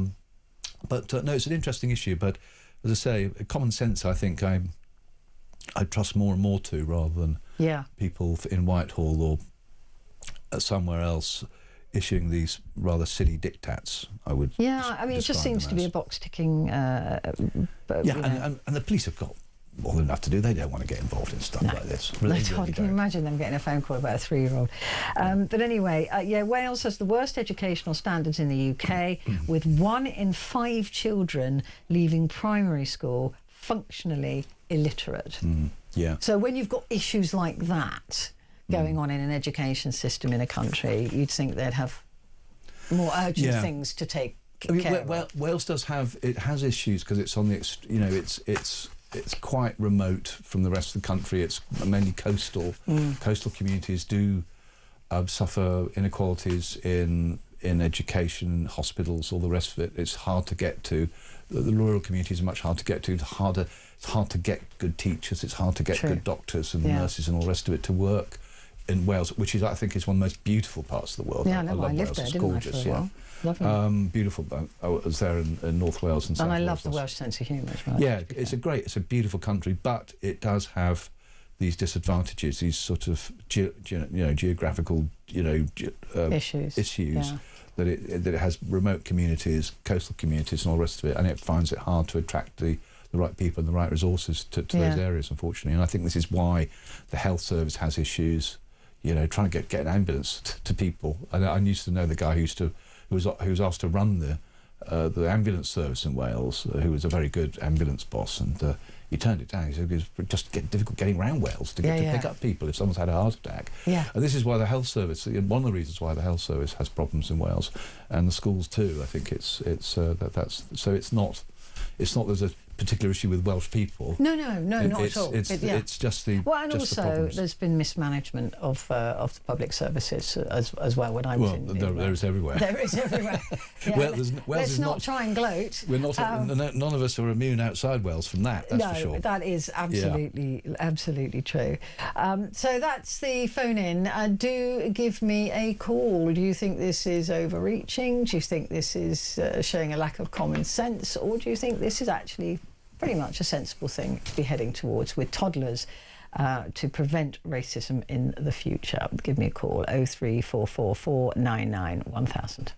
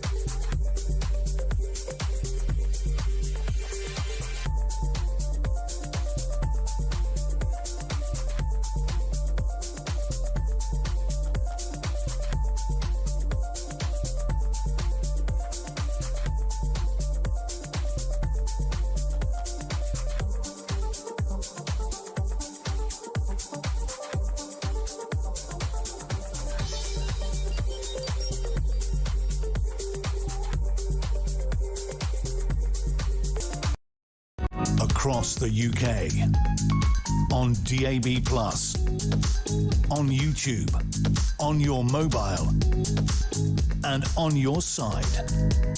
This is Talk. Hello there, this is Talk and it is Petrie with you and with me, Andrew Hosken, author and journalist, former BBC senior correspondent. Andrew, let's have a look at the papers, starting off with the Times. Deal or we'll bomb you to hell, says diplomat Trump. Actually, it just says Trump warns Iran. It's like Groundhog Day, isn't it? Yeah. Honestly, it's every week we're going to do a deal with Iran, or we'll bomb them to the next. But he's doing that, isn't he? Because he wants to be seen as the tough guy, and then he can say it was because I said we'll bomb you that they came to this agreement. Yeah, he wants to make out, because he can never be wrong about anything. No. He blundered into Iran. He's achieved none of the things he said he was going to achieve. He hasn't achieved regime change. He's not going to be able to stop them from enriching uranium. He hasn't got rid of their ballistic weapons. No, it's not even on the table. And he's handed something that they never had hoped or dreamt they could possibly have, which is control of the Strait of Hormuz. Yeah. And of course they try to run the blockade of the Strait of Hormuz with this ridiculous operation called Project Freedom, which lasted about a day, didn't it, before it was overturned, because it wasn't going to work. You see, if you think about it, and I don't pretend to be a military, genius or whatever, but you've got the most powerful country in the world, America, with all these aircraft carriers and the bomb and all the rest of it, and you've got Iran, which has these drones. Iran only has to be lucky once. It only has to sink one ship, and that's it. The insurers won't touch the shipping, and then you can forget about getting anything out there. I mean, look, if you look, for example, at the other side of the Arabian Peninsula, at the Bab al-Mandeb Strait. So that's where, if you look at the map, you've got the Arabian Peninsula, you've got Yemen, and then and Saudi Arabia, and the Bab al-Mandeb. It's a very narrow strait. It's a pinch point of the Red Sea. It separates Africa, so Djibouti, which is a little country that is opposite, with the other side, which is Yemen. And what happened last year was that the Houthis, who are backed by the Iranians, sank a ship there and attacked other ships. Now what you've got is ships avoiding going through the Red Sea and then up through the Suez Canal. So traffic going through the Suez Canal has dropped by over half. I mean, it's really helped to nobble the Egyptian economy, which relied a lot on the revenue it gets from the Suez Canal, because ships are no longer going there. They're going around the Horn. They charge, don't they? They do charge a toll there, but that's not an open waterway. In terms of maritime law, because a lot of people, because the Panama Canal as well, there's a charge there, but that is man-made structure. So there are different rules, but the Strait of Hormuz is classed as an open waterway. International waters. Yeah. So nobody. But so was the Red Sea, and the Bab al-Mandeb Strait was the same. But the thing is, the chances of the Houthis maybe sinking another ship may be slim, but that doesn't matter. The insurers, or Lloyd's of London, whatever, will not insure ships or tankers going through there, so they avoid it altogether. And that means, that's the effect it has. So, when the insurers think, well, they could have sunk a ship and that our brokers could have been in for millions of pounds, they're not going to get insured, and therefore people will not use the Strait of Hormuz, period. So that's it. So it's not a question that Iran has to sink every single ship. They only have to sink one. No, they only have to sink one. Or attack one, and then it's game over. Well, there was a report, wasn't there, last night about a cargo ship being hit by a projectile. Yeah. And then you get this announcement by Trump that he's listening to the Pakistani negotiators and is therefore going to halt whatever it would, Project Freedom.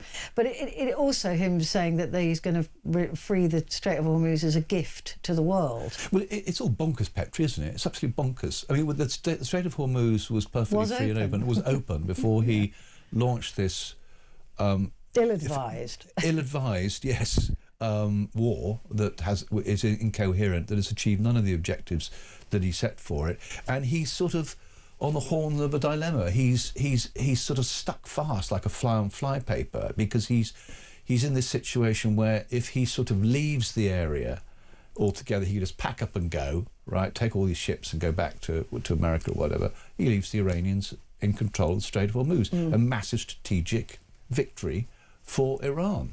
So he's got to get something from them. He's got to get a deal where he can turn around and gaslight everybody, as he has been doing for weeks, about how he's won the war already and he's sunk all the navy and they're really, he's going to have unconditional surrender. It's all been complete nonsense and completely untrue. But that is the narrative we will hear. But apparently, according to this latest potential peace deal, Iran will come out of this extremely wealthy, actually, because they're going to release money and funds to them and lift the tariffs off Iran. There's still the same regime. There's still the sanctions. Sorry, thank you. And there's still the same brutal regime murdering their people, but they're going to get their money back. Plus, the nuclear deal is a watered-down version of what Obama had put in place that Donald Trump cancelled in his first administration. Yeah, the so-called... So it's a lose. Yeah, it is. Yeah, it's a strategic defeat. Yeah. I mean, just being objective, I'm just looking at it on its face. Yes, you're right. I mean, they signed, didn't they, the so-called JCPOA. Iran signed that deal, the joint, whatever it was, plan of action, joint comprehensive plan of action, back in 2015, and that was with you know, China, Russia, the United States, Yeah. America, France, Germany, the UK, right? And they allowed inspectors in there, and they weren't going to do this, and it was all they'd agreed to enrich uranium to a certain point. So it was a massive diplomatic victory by Obama.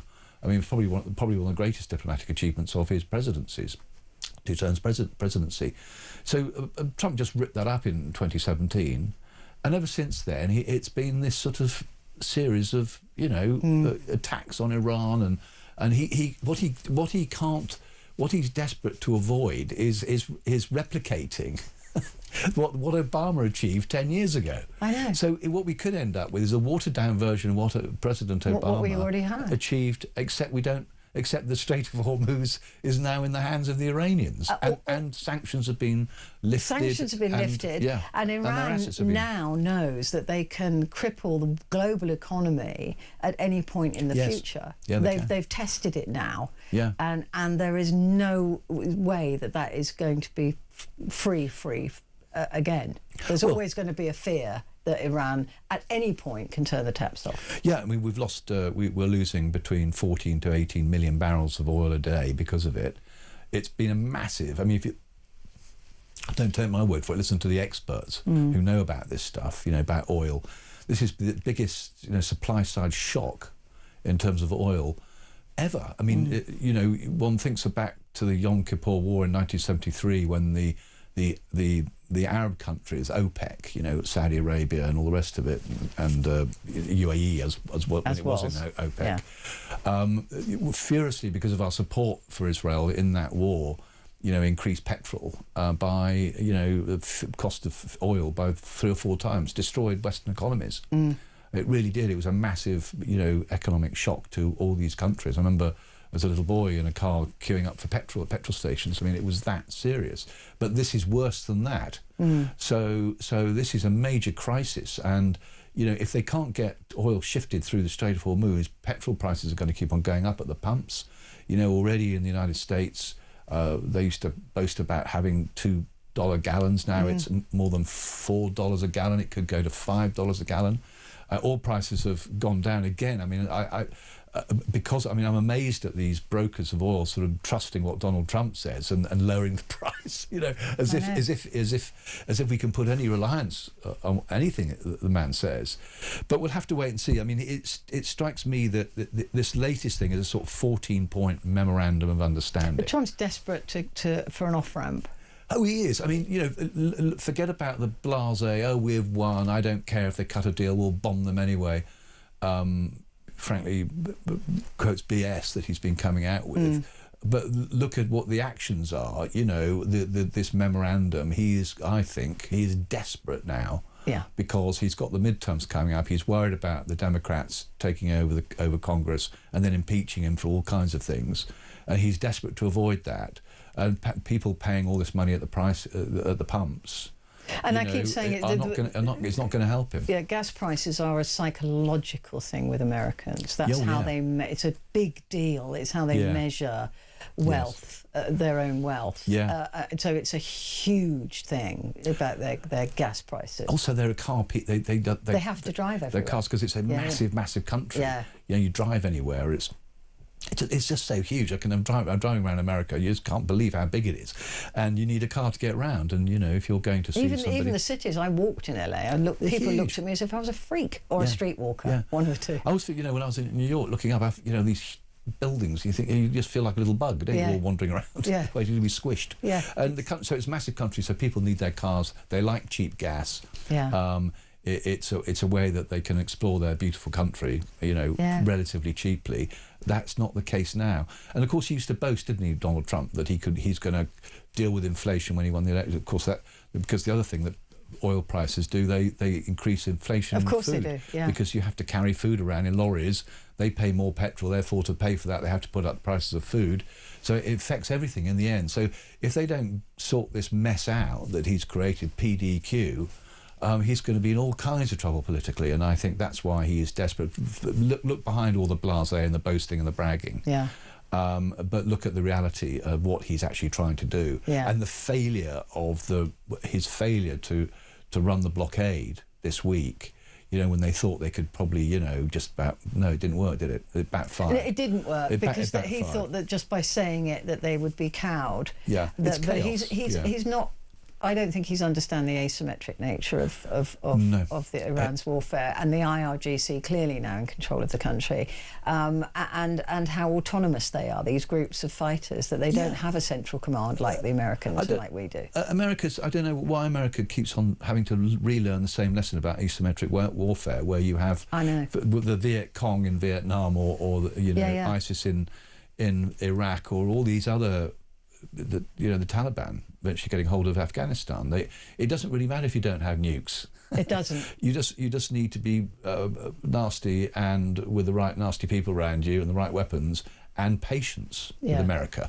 And eventually they'll throw in the towel. I mean, that seems to be the experience of history. Well, it does seem to be. You know, because they have domestic concerns which are more important. And in this particular case, it's the domestic crisis that is growing in America. The political domestic crisis in America, which is forcing his hand with Iran. Yes, it is. And he's running out of time, and he's running out of our money too, because we're all having to pay for this wretched war, aren't we? Yeah. Through inflation and prices at the pumps. So people are already almost paying £2 a litre of diesel, £1.60-70. You know, for you know, up from £1.30. You know, a month or two ago. So that's the reality. So it'll be interesting to see whether this actually comes to anything, or we're back in Groundhog Day in a week's time, whereas another... Well, at least Pakistan seems to be hopeful, or they're making the right noises. So, you know, let's just hope. And of course, the only thing that the world will accept is the Strait of Hormuz free, open, with no tolls on it. There will not be an acceptance by the GCC countries or by the rest of the world if tolls have to be paid. Well, yeah, I mean, that'll be... And Iran keeps control. Yeah. Well, we'll wait and see. They may not have any choice but to pay them. That is a possibility. That is a possibility. If Trump keeps on bungling this, I know. You know, if he keeps on messing up. And saying things like, we'll bomb you to hell. Yeah, I mean, Pete Hegseth, the defence minister, and it's been a joke, hasn't it? It's been absolutely contradicting each other, threatening to destroy the civilization, then not doing it, and then coming up with some more nonsense, and more, you know, we'll blockade their blockade, and then we'll run their blockade, and what a farce. I mean, you know, it's just... That's what happens when you get rid of the grown-ups in the room, isn't it? That's what happens. Right, we're going to take a very quick break, but Andrew and I'll be back in just a moment.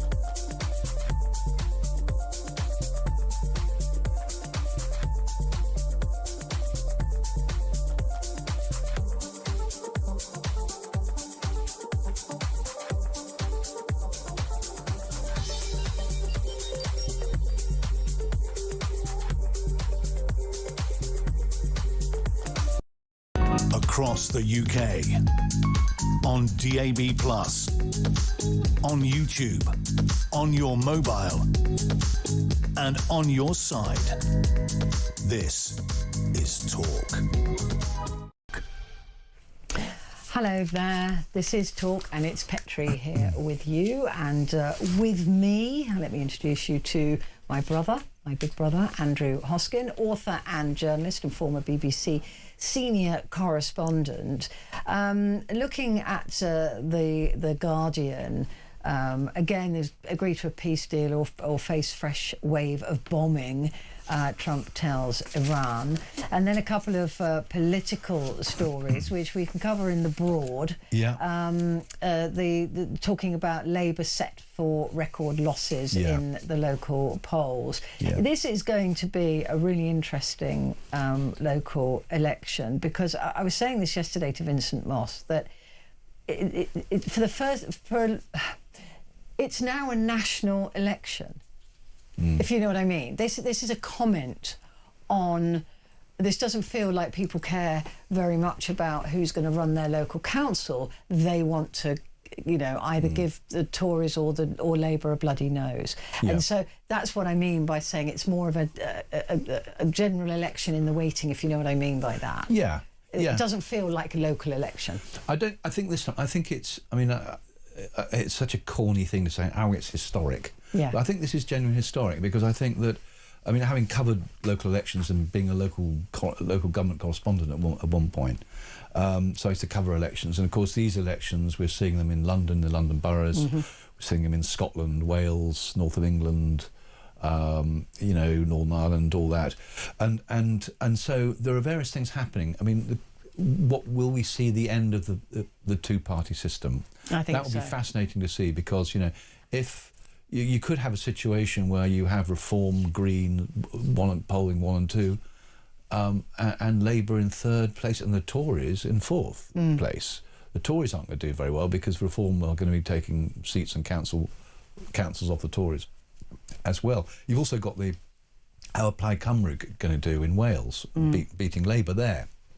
Very interesting if that happens. And SNP in Scotland. Because it's always been a Labour fiefdom. Yeah. So is London. And the SNP, Well, Labour, it's very in London in particular, because you have, as I say, we're talking about inner London, outer London. So, it was so Boris Johnson, when he became mayor of London, had this sort of donut theory. He was a donut. He looked like he enjoyed eating donuts, that's for sure, as we all do. Yeah. But anyway, that's a bit unnecessarily cruel, but it's a cheap joke.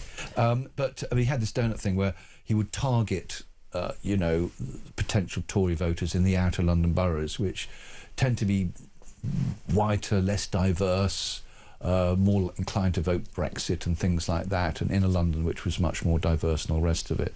So it'd be interesting to see if Reform take any seats in outer London, whether the Greens can take seats in inner London. For example, they are threatening to take, I think, Richmond. I think they got Richmond or Kingston, one of those southwest boroughs, which are run by the Liberal Democrats. The dream. But this feels like it is very much people are going into the polling booths not thinking about their local, the running of their councils, or the running, their local. Yeah, but don't you think it happens at most elections? I think so. Don't you think? I can't remember the last time I went into a polling booth in a local election. I think I must get that nice Liberal Democrat or that nice Tory in, because they promised to put flower tubs in the road. My area has been, every vote that I've ever cast, it is irrelevant in my area. It's always been, been Labour. It's always been Labour. Yeah. So that it'll be interesting to see if there's. I'm not anticipating any swing at all, but I would be interested to see. But look, it's going to be a bloody battle. And the aftermath of that, of course, is Keir Starmer looking very much more weakened. Yeah, it depends how many seats they lose. If they lose a couple of hundred, 200 or 300, well, it's probably survivable. People are talking 2,000. But if it's over 1,000 or something, then it'll put him back under pressure. Whether it will result in his defenestration, whether people want to keep on living in a country where every 2 years we get rid of the Prime Minister. I know, and have a coup. I don't think the country has got the appetite for that. It was a point that John Major made a few weeks ago. We don't end up like a banana republic. Yeah. Where there's a coup and the next general is installed, and it's every 2 years, or as Italy was, during the 70s and 80s, where seemed to have a new Prime Minister every other month. So so there's that issue, and of course he did win a 170-seat majority in the general election, which was less than 2 years ago. But nevertheless, we'll have to wait and see. He is under pressure. It could panic Labour into... But they've got no one to replace him yet. I don't think Angela Rayner's going to get all of the votes that she needs. There's people like Shabana Mahmood and Wes Streeting who are also, I think, popular in the party. Yeah, but I don't see Wes Street. I don't know. I don't see it. I mean, if Burnham was in, then I think that Starmer would have something to worry about. But I think if Burnham isn't even, hasn't even got a seat, so that would be difficult for him. But well, they didn't allow him, did they, to switch from being the mayor of the Metropolitan Mayor from Greater Manchester to running in Gorton and Denton in the by-election, which of course was run by the Greens, as you remember. Yeah. So no, it's going to be sticky. I mean, governments are used to getting a kicking in local elections halfway through their term. This is nothing new. But what is new will be how Reform the Greens do, because that could be quite, if it is a definitive evidence that we're seeing the end of the Labour Conservative Punch and Judy show, which has dominated the country for more than 100 years, that will be genuinely historic. But I also think it's very interesting that you've got, Reform and the Greens, who are just diametrically opposed in almost everything that they say and do. To see which one of those comes out, and because I think that's really interesting. It will show an absolute division in this country. I think also it'll be, partly, don't you think, it'll be along generational lines? Yes, I do. That younger people will be more likely to vote Green. It was always younger people more likely to vote Labour, wasn't it? I mean, but also the sort of the older, more sort of Brexity minded people were voting Reform. Younger people, according to the polls, much keener to get back into the European Union and much less reactionary, rather resent the triple lock pension stuff that older people had. No, you're right. And the I boomers, think it will be big housing and all the rest, big houses and all the rest of it. So I think that it'll be a generational political thing. And I think it'll be. I mean, people think that local elections are terribly boring, but I genuinely think this time they'll be really interesting, because I think that they could be historic. I think that it will be a pivot point. Yeah. The Daily Telegraph, just to quickly have a look at this. Unions will tell Starmer to go after the poll rout.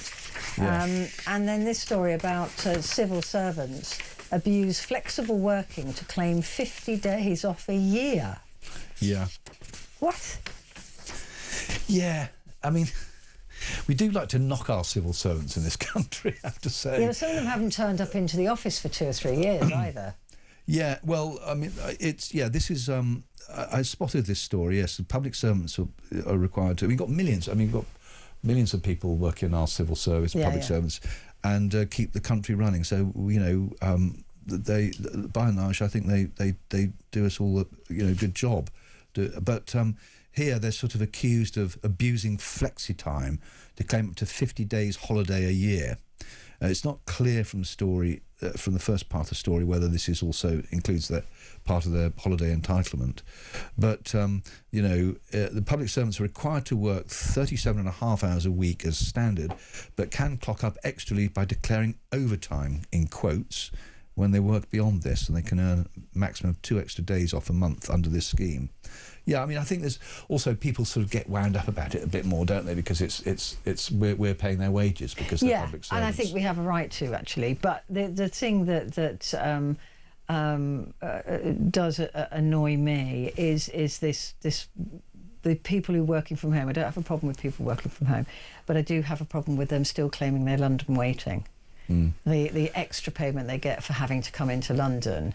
That is still being claimed by civil servants who don't actually come into London, and I think that should be stopped immediately. Yeah. But it sort of quotes Jacob Rees-Mogg, who's been knocking civil servants and attacking them. Do you remember when he was a government minister, he used to leave notes on people's doors, and he was an absolute terror apparently in Whitehall corridors. Yeah. And people were rather pleased to see the back of him. As indeed many people were in East Somerset, where he was in the last election. Yeah, he used to leave it's a bit of it's a bit of sort of reactionary. Let's kick civil servant story a bit, But at the same time, yeah, if these abuses are happening, then London waiting has to. It's a management issue, isn't it? They should be. It should be clamped down on. Yeah, how widespread it is very difficult to tell. And I'm sort of I treat lots of things that Jacob Rees-Mogg says with certain circumspection. Let's put it that way. Yeah, yeah. I wouldn't say he was the most reliable source on things You'd want like to this. double or triple source it. You might do. You might. do. Call me old-fashioned. Yeah. Let's take a break. Andrew and I'll be back in a sec.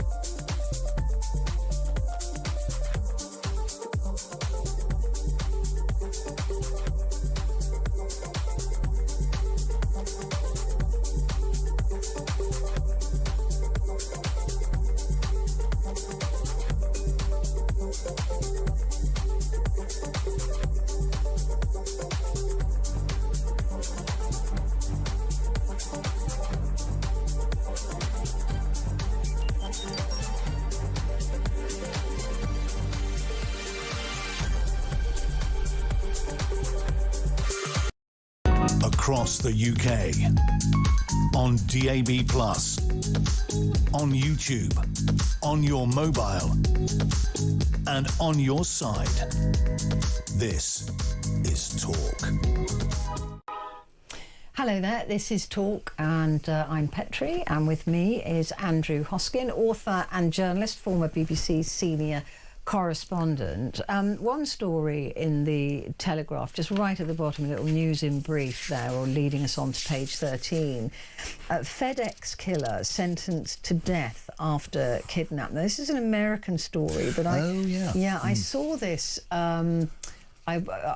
Today I managed to watch the end of his trial when he was sentenced. Funny enough, so did I. Did you? Yeah, Tanner Horner. Yeah. I don't know why I did. I don't know why I did either. Sort of watching someone being sentenced to death. It was extraordinary, though, wasn't it? Because the jury were asked to not sentence him to death. Let's just remind people what this story is. This is a delivery driver who was delivering a Christmas Barbie set or something for this little girl, and he says that he accidentally hit her and then bundled her in the van because he didn't know what to do, but the jury found that that wasn't the case, and that he basically just kidnapped this beautiful little girl, Tanner Horner, aged 34. He abducted her, Athena Strand, from outside her home in Texas, and then murdered her.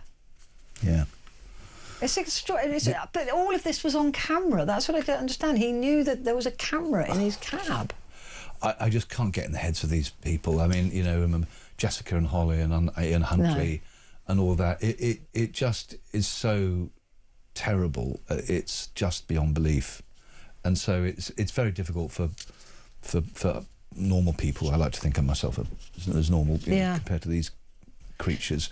It's just you don't even want to go there, do you? It's just horrendous. But this little girl, this happened in November the 30th, 2022. So it's taken all of this time to bring the conclusion to the case. Yeah. But there was a dash cam footage inside the vehicle which recorded everything, right. And even the attack, and the little girl repeatedly kept asking him, "Are you a kidnapper?" Yeah. This tiny little thing. I mean, just such a horrendous story, but it was fascinating to watch him be given the death sentence. Yeah, it was. Because the jury were asked if they would give him life without parole. Yes, and they said absolutely not. Yeah, they were asked two supplementary questions to the verdict, weren't they?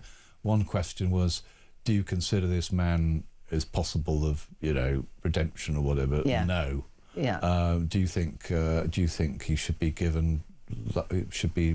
pardoned, well, not pardoned, but given life imprisonment instead of being executed? And no to that one as well. Absolutely emphatic no. And they even went around and asked each of the jurors if they agreed, because when it's a death sentence, it's such a huge thing. Do you agree that this was that you did say this and this is what you wanted? So he'll be put to death by lethal injection in Texas. Yes, I know something about that as well, the lethal injections. But it's a horrendous thing in itself. It's sort of the coldness of it in a way. First of all, they're given one injection to sort of put them under. Then the second injection is the lethal injection. And of course, they can go wrong. And they have done. Well, there's been a big problem, and I remember covering supply. This. Well, there was a problem because Big Pharma don't want to supply the drugs to do it. That's the problem. And so they found it very difficult. The state penitentiaries who have to administer the death penalties find it very difficult to get a supply for the concoction of chemicals. And actually, when I was at the BBC report, I was told about a chap who was dispensing these chemicals to put people to death in America. In a little chemist in Acton, funny enough, and I went and confronted him about it. I think I remember this story. Yeah, it was a part of a BBC podcast series. They featured the report I did for the Today programme and me meeting this guy. And in fact, they interviewed me again about it a couple of years ago. Talked about it as well. Yeah, so it was an astonishing story, but it showed the fact that Big Pharma didn't want to have anything to do with it, and it was becoming increasingly difficult even to find small pharma people to do these drugs for them. And as a result, there were, cock-ups of people not being killed properly or being the wrong drugs being administered. So the whole thing was and poison, burning and things like that. A nightmare, an absolute disaster. Well, mind you, nobody's going to have any sympathy for this man, 34 years old, snatching this girl for, Oh, no. Whatever you think about the death penalty, it's a horrendous crime, and it's just... There's no forgiveness for it. The mind boggles. But it was just a sort of cold way it was all done, wasn't it? It really was. The judge saying, well, I'm now going to sign the death, sentence or a certificate, and... It did send a shiver down my spine. Yeah, no, it was a very chilling... Watching whoever it is, even a vile piece of work like this, watching another human being sentenced to death, we used to do that in this country as well. Yeah. And just didn't Dad interview the last hangman? The other Pierpoint, I think. There was the Pierpoint family, I think he did. I think the Pierpoint family were publicans who had a sideline in hanging. And in fact, they also hanged all the war criminals at Nuremberg as well. So the main ones. I mean, the Americans also hanged them, but Albert Pierpoint the Pierpoints also went over and over to Nuremberg and hanged them as well. I knew that Dad had done that. We got rid of the death penalty after miscarriages of justice. But in this case, I think obviously the evidence is overwhelming. He was being filmed. I mean, for goodness sake. Right, before we finish this hour, the Sun newspaper and the Star going with the cruise that nobody wants to be on at the moment. Cruise Brits rat bug hell. Yes, Brits rat bug hell. Yes. Yeah. And this is the cruise ship that's been ravaged by a rat-linked hantavirus arriving. Some people were airlifted to hospital yesterday, and the Star going with rat bug victims in the UK self-isolating. Yeah, it's been an absolute disaster, this cruise, hasn't it? It went from, I mean, put it mildly. Yeah, I don't think they're going to get a 5-star rating. No, it's this boat called the MV Hondius, which I think was going from Argentina to Capo Verde, which is in the Atlantic Ocean, this island, and they wouldn't let them off, and I think a number of people... Islands wouldn't let them off either, would they? Yeah, they've gone to Tenerife now, I think. Oh, right. So I think the Spanish are, which is sort of Spanish island anyway, but they're dealing with it now, and people will hopefully be able to get off. But some people who were taken to South African hospitals to be treated. 3 people have died. So it sounds an absolutely terrible... Can you imagine being stuck on that boat knowing that 3 people have died? Oh, no. And it's not... It's funny, I've seen... only recently I saw one of these cruise ships, and they're absolutely huge. Those tower blocks on water. This is relatively small in comparison to some of these. It's not for me, though, these cruises. I remember... Do you remember the poop cruise of February 2013, where...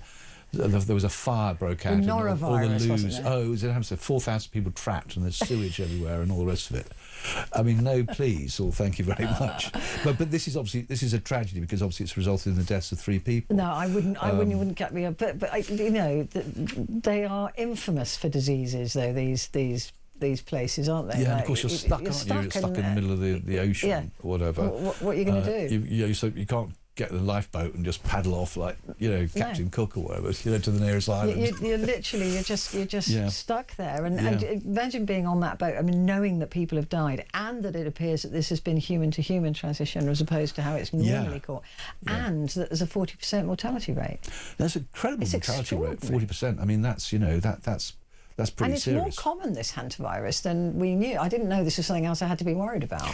Well, it'd be very interesting to know how it got on the boat, and hopefully the investigators will figure it. They think that 2 of the passengers had gone to a rubbish dump to birdwatch. Right.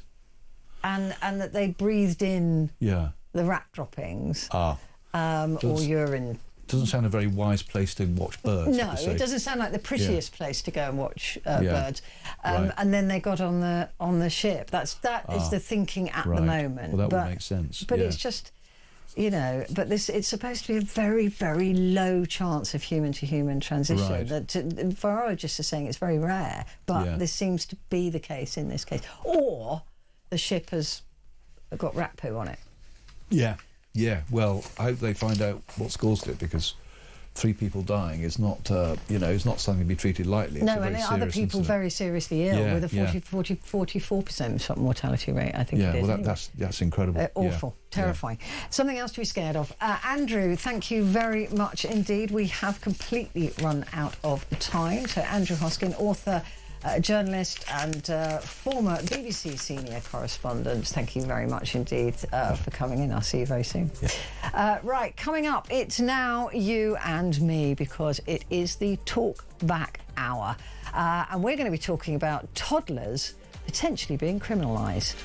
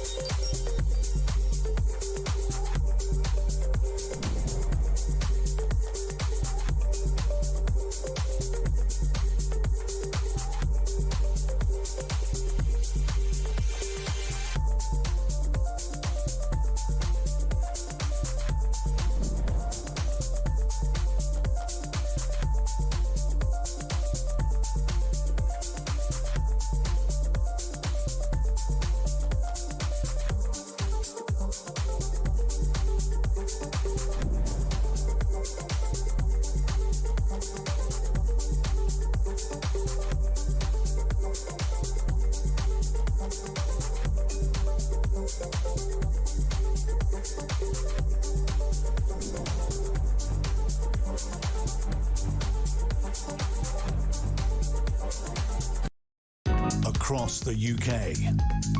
On DAB+, on YouTube, on your mobile, and on your side. This is Talk.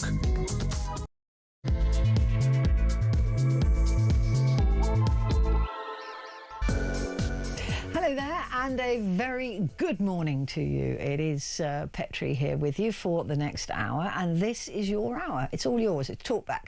It's your chance to do exactly that and have your say, voice your opinions, your views, your stories, and tell me what you think of the story that we've chosen for today. Tell me your views. And this is a story that...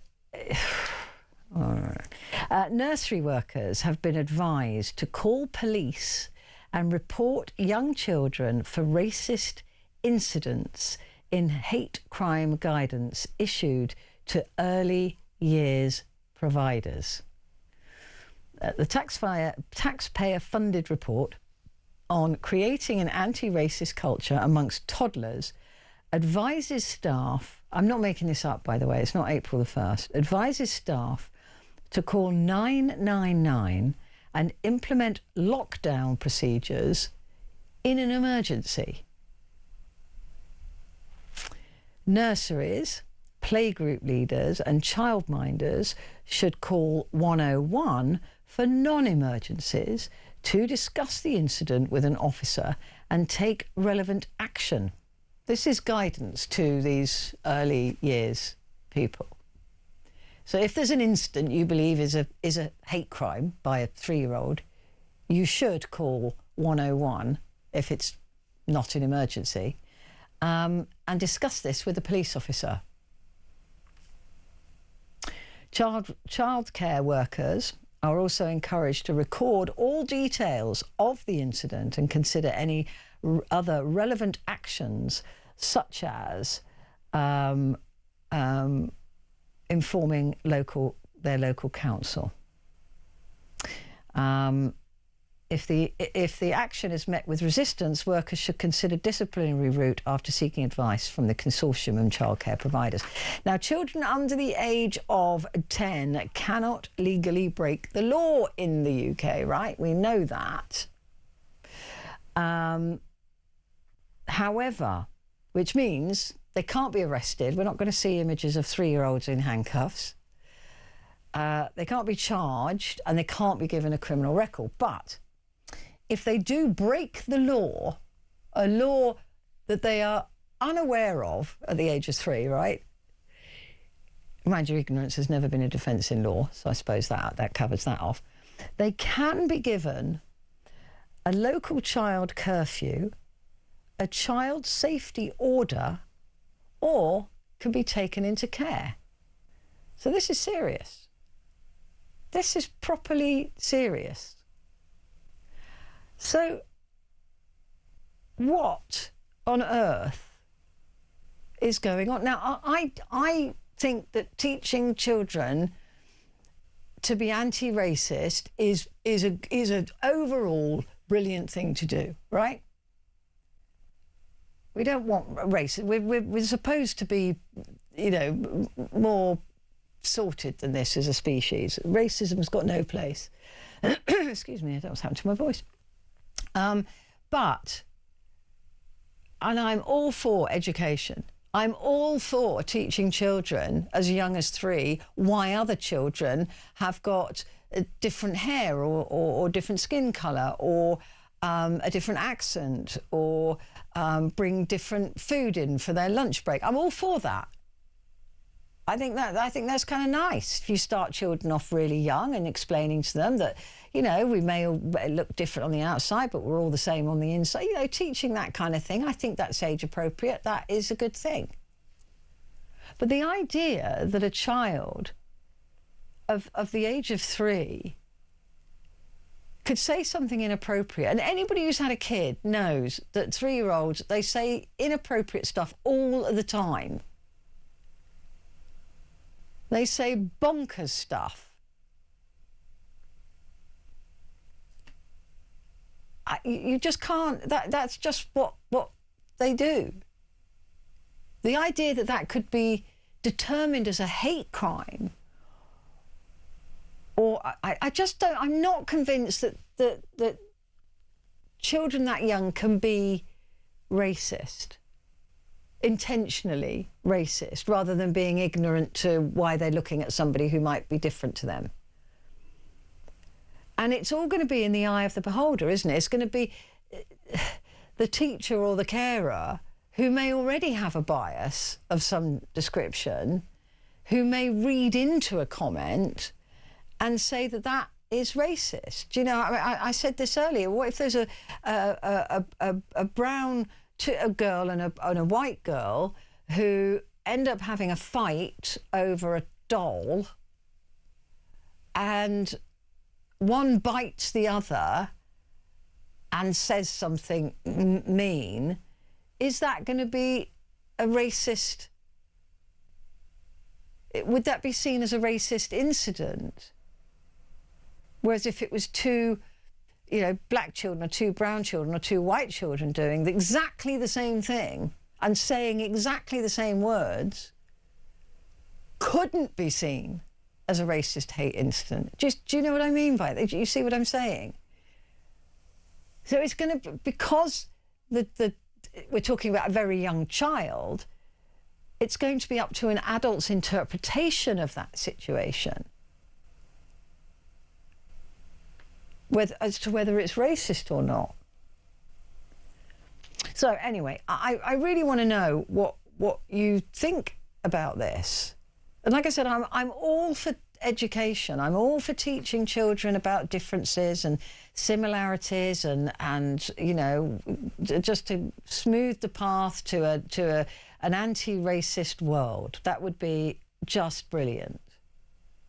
And I have every support for that. What I don't have support for is using adult thinking and bias against a child that is 3 years old, and therefore suggesting that child is a racist, which probably will stay on its school record, right? Forever. I just don't, I don't support that. Anyway, give me a call. 0344 499 1000. Calls are charged at the national rate, but we do call you back. And you can text me as well. Put the word talk and your message to 87222. Well, joining me now is Debbie, who is... are you a first-time caller, Debbie? I am, yeah, and I'm really, really nervous. So. Oh, don't be nervous. It's just you and me chatting, right? That's all it is. Just tell me what your story. I don't like you say children say things that are offensive because they're children. Yeah. My child is mentally disabled. Right. And I love the way that children just come up to me and say, what's wrong with her? The parents don't. The parents either stare or smile sympathetically. But I know that patronising look. Yeah. It's not patronising, it's just how they are.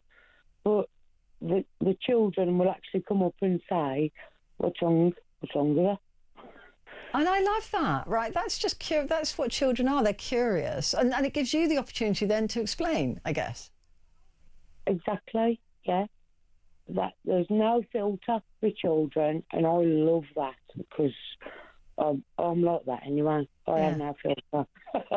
But it's good because also children at schools don't come into contact much with disabled children, right? They don't come into contact with that many of them. And so therefore there is a natural curiosity. They are going to come up and say, oh, what's wrong? She looks a bit odd. What's wrong with her? Why is she in that chair? Or whatever. I don't know your daughter's situation, but, you know, that is a good thing because it educates them then not to be afraid of people who are disabled in the future. Exactly. And I always say, like, my daughter, say she's got 5 wires in her brain, 3 of them don't connect, and they're like, oh yeah, okay, carry on, and then they'll play with her, fine. And that's what I mean with the nursery children. They might say, oh, why is that child browner than me? Yeah. Well, that's a lesson then for that nursery teacher to teach, that they can scientifically say, oh well, the melatonin, or geography, and you just think it's not racist. It's just an honest question from a child who doesn't know, and the parent might, and they might not have asked the parent. If they asked the parent, they might have taught it through to them, but a lot of children don't ask the parents. So I just think that there's a lot. Yeah, I agree. I mean, there's a lot of curiosity. My son, when he was at primary school, and I'm in Shepherd's Bush, so it's a very diverse area, right? So the school, naturally, the primary school was also very diverse. And he would describe his friends. If I'd say, oh, which one's AJ? Can AJ come home for tea? And I go, yeah, which one's AJ? So I could check with his mum, right? They'd be like, oh, he's the one with the red coat. You know, it was never about skin colour. It was never about, he was just the one in the red coat. You know, that, and I love that as well about these kids. They just don't, it's not that they don't see colour, they just don't, if you're brought up in a diverse area, you just don't really care. Exactly. We're not, I'm not a diverse area, or we weren't until recently, but we weren't. And my son, there was one black child in his class, and my son was his best mate. But he never, ever asked about the colour of his best mate. Never, ever. No. I thought, sound. And I love that, because racism is taught, right? Racism is definitely taught.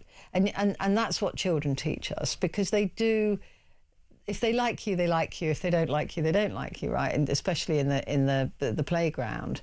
They don't pick people by colour or class or wealth. They pick people that they like.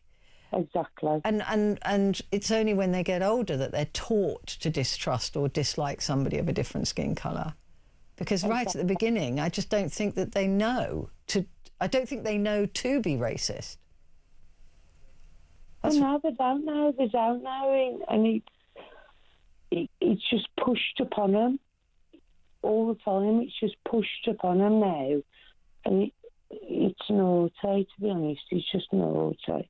No, and to be punished for being curious about another child, if that's what it is, but and it's interpreted as a hate crime at 3 years old, a hate crime. No, they're not. They're not. It's naughty. Children should be children, and that's what they are. So, and they have no concepts of anything at all.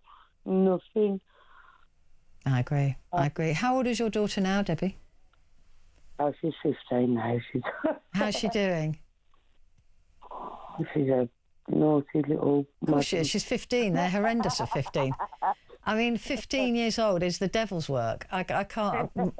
They are horrible. They're psychopaths.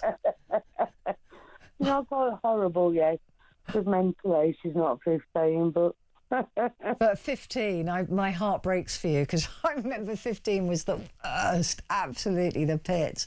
But listen, I'm glad she's doing well. Of course she will, with a mum like you. So you've no need to be nervous, Debbie. That was a brilliant call. Thank you very much indeed. Already I've got to take a break, but I will be back.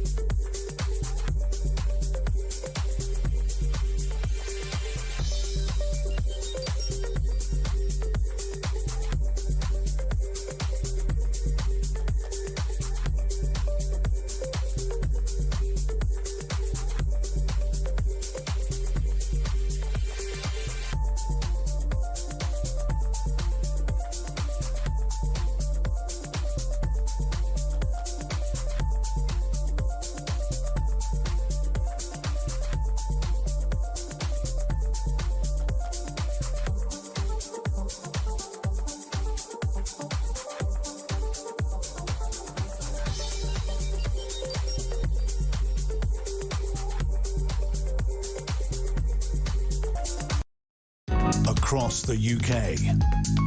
On DAB+, on YouTube, on your mobile, and on your side. This is Talk. Hello there, this is Talk, and it's Petrie here with you with your Talk Back Hour. And what we're talking about this morning, I'd particularly love to hear from you if you are in Wales. Not just because I'm a sucker for your accent, but also because this is happening in your area. Nursery workers have been advised to call police and report young children for racist incidents in hate crime guidance issued to early years providers in Wales. Nurseries, playgroup leaders and childminders should call 101 for non-emergencies to discuss the incident with police. I'm not making this up. Police reports would normally be for incidents involving adults. It's thought that those relating to children would mostly be dealt with internally by the provider. However, hate crime guidance has been issued in Wales, which recommends that they keep records of this, and if there's any resistance, and to call the police. They're saying they should call 101 for non-emergencies to discuss the incident between a couple of toddlers. I mean, have our police got all the time in the world? Because you'd think they're sitting around twiddling their thumbs. Because I just can't imagine that police officer taking that call and having to take it seriously. This report also defines white privilege as an inherent advantage possessed by a white person on the basis of their race in a society characterised by racial inequality and injustice.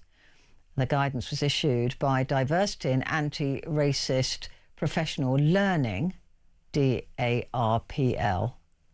That doesn't really work as an acronym, does it? As part of its Anti-Racist Wales Action Plan, aiming for an anti-racist nation by 2030. I have no problem with aiming for an anti-racist nation. I have no problem and no issue. In fact, I fully support the education of children to be anti-racist. I absolutely support that. My own son was brought up to be anti-racist, and he is, right? That's the way he was brought up. But involving the police or social services and suggesting that a toddler could break the law, then if they do break the law, they can be given a local child curfew, a child safety order, or can be taken into care. But who's judging these toddlers and saying, yeah, that was anti-racist, I'm going to call the police? And that will follow them, that record. It may not be a criminal record, but it will be a school record as a toddler. I'm just interested as to what you think about it. Do you think this is actually, it's a good thing? It's the right thing they should be doing? Or not? 0344 499 1000. Give me a call. Paul is in Staffordshire this morning. Good morning, Paul. Hi, Petra. Nice to speak to you again. And you.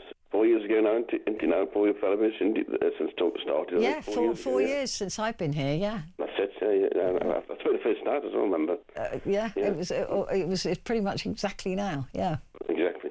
Yeah, now regarding this story, I think children are born natural, and they're taught natural when they're younger, don't they? I think if they learn to not to be racist as they grow up, maybe they will end up not being racist. I think it's just natural. Yeah, I agree. I think you can, because racism is a taught thing. You are taught. Hate is a taught thing, right?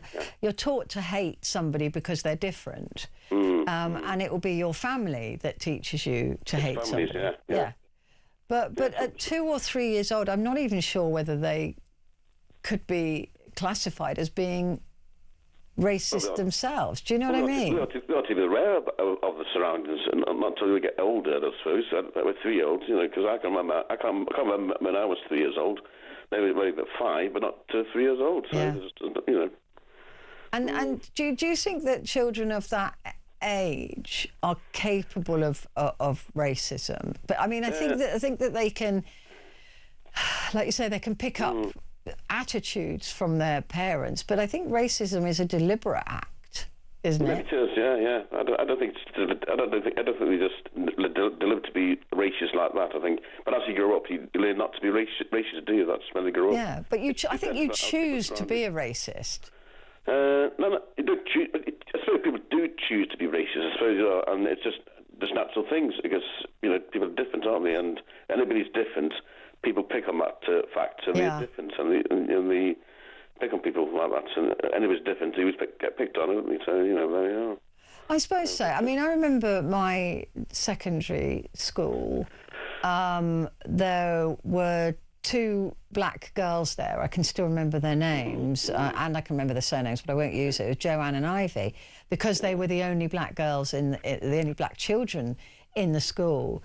But there was no racism. I mean, there was curiosity, I think, but I don't think there was any. I mean, they would have to answer to that. But I was brought up with a predominantly, white background, although my grandmother did adopt 3 black children, so I suppose I did have aunts and uncles that were black. But it was. I was never racist because I was never taught to be. That's right, and you feel like that, don't you? In my class, I had black and Asian people as well, and it just never happened at all. No one was any racism in those days, as far as I'm concerned, and in my class, anyway. Yeah, not from the kids. I mean, that's the thing. I think that I don't think we didn't have to have a lesson or a class to be inclusive. No, never did. No. I certainly don't remember any issues. I mean, Joanne and Ivy would have to answer to that, but they always seem to be, very happy and very included and very, not segregated in any way. And it does make me wonder about where people are taught racism. Yeah, that's right, Petrie. Yeah. And why? What's the point of teaching somebody that? Teaching somebody hate. Paul, good to talk to you. Thank you very much indeed. Paul in Staffordshire there, remembering it's my 4-year anniversary here. That was nice, wasn't it? Kaz said, kids only learn what they're taught at home at that age. I'd also bet half of them will still be in nappies by the time they start school. Yeah, well, they can be taught racism, but not taught to be potty trained. I suppose it's easier to teach somebody to be a racist. Catherine said, don't the police have enough to do? They can't or don't seem to have the capability to attend real crimes and criminals that are currently being committed.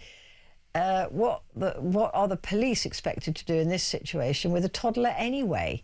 Give them a talking to. Give me a break. Cheers, Catherine. Yeah, it's bonkers. I just don't see it. I don't see it ever being a thing. Can't believe it. Carol. Good morning, Carol. How are you in Manchester? Oh, good morning. I'm absolutely fuming. I cannot believe what I'm hearing.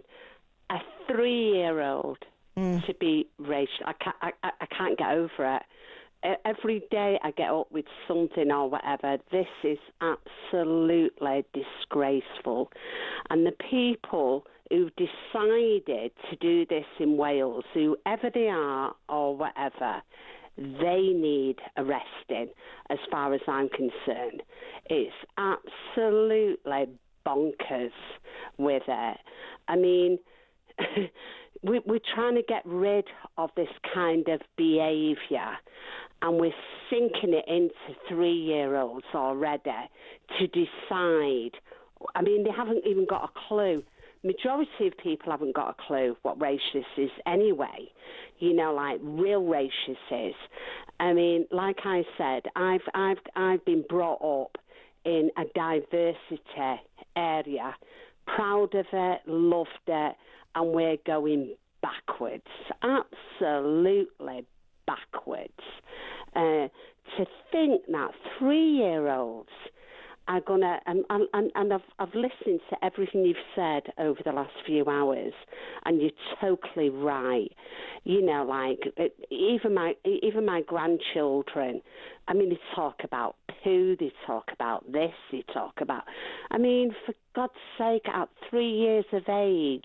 They're embarrassing. They don't even know what colour they are, never mind anybody else. Yeah, I mean, my son was always making me cringe with what he said, you know, even on a bus. Yeah. Saying, oh, that lady's fat, and all really loud, and it was like, shut up. Yeah. And, you know, it wasn't, but that these days could possibly be a hate crime. Exactly. I mean, I had red hair. Right. Red hair. I was called a red-haired this. I was called, what do you call kids in school like glasses. And I live with black, white, Chinese, Indian, Pakistan, Asian, you know, like every mixed thing or whatever, every hair colour or whatever. And we grew up, and especially in primary school, you know, like we didn't even know it. All we did is the kind of person you were. If you were kind, you stay with the kind people. If they were a bit of a, you know, like rough, you stay with the rough people. You know, like, and you learn that. Like they always say, you have to fall down, get up. You know, like you know, like it's just absolutely disgusting. And with the grace of God, that Wales had. What is wrong with you, these people that have decided that? I mean, it really is extraordinary, because the whole idea that a 3-year-old is inherently racist. I mean, yes, they can pick up language, but they haven't even formed their own personalities yet. They don't know who they are, let alone what they love and what they hate. Yeah.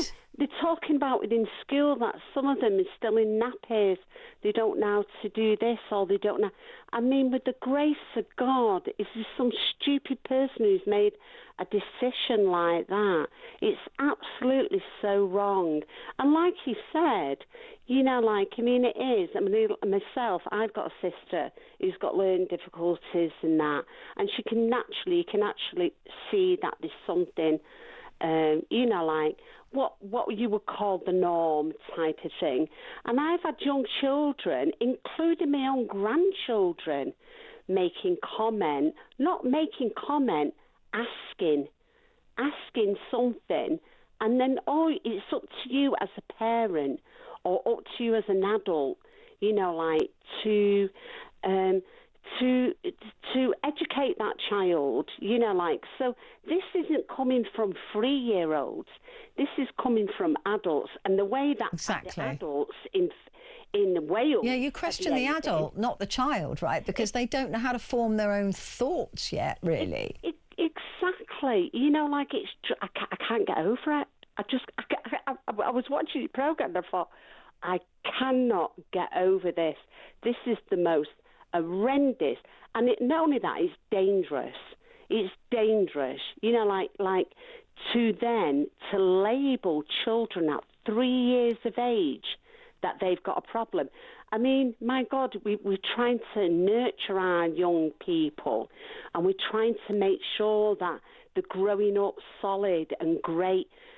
If for some stupid thing that a child, which I mean, a child might parrot a parent saying something racist, but it doesn't mean that it comes from them. Exactly. I mean, I have an example of that with my own son, not with racism. Yeah. But I used to have, because I worked as a single mum, and I had a French au pair called Adeline, who was wonderful with my son. So she basically a babysitter that lived in, but she was brilliant with him. And I remember one day, and my boy must have been, because we moved out of there when he was 3. Yeah. So he must have been 2 years old. And I can't actually repeat exactly what he said. But he stood at the window. He waddled over to the window, 2 years old, whatever, looked out of the window, and in a perfect French accent said, "Oh no, it's effing raining out there." In a perfect French accent. Yeah. And his godmother, I remember his godmother was with me at the time as well. And she just looked at me, she was like, "What? Hello." And we just burst out laughing.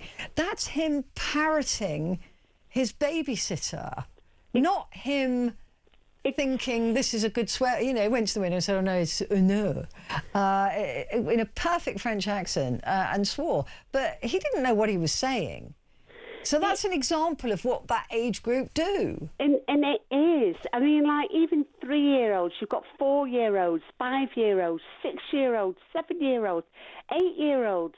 You know, like, let's double it, you know, like, and treble it.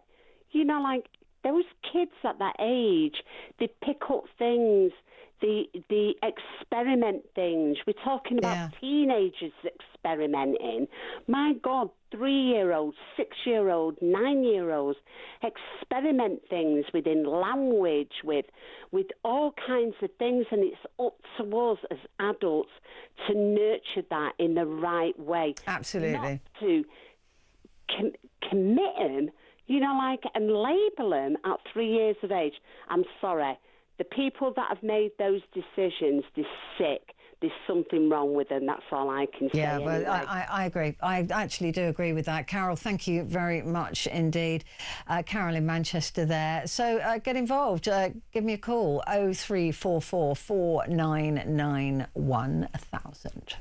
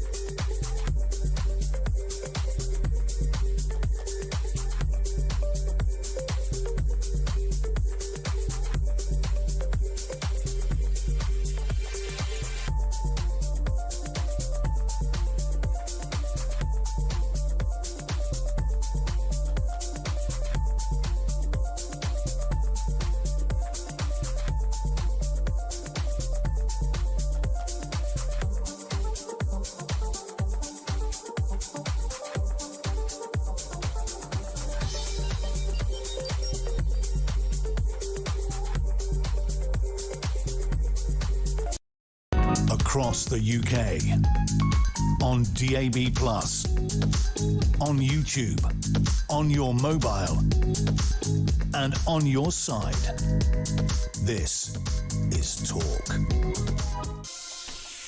Hello, good morning. This is Talk, and it is Petrie here with you until the top of the hour. And we're discussing this story, which is absolutely perplexing. Nurseries urged to report racist toddlers to the police. Taxpayer-funded guidance, backed by Labour, advises childcare workers to call authorities if incidents could be deemed hate crimes.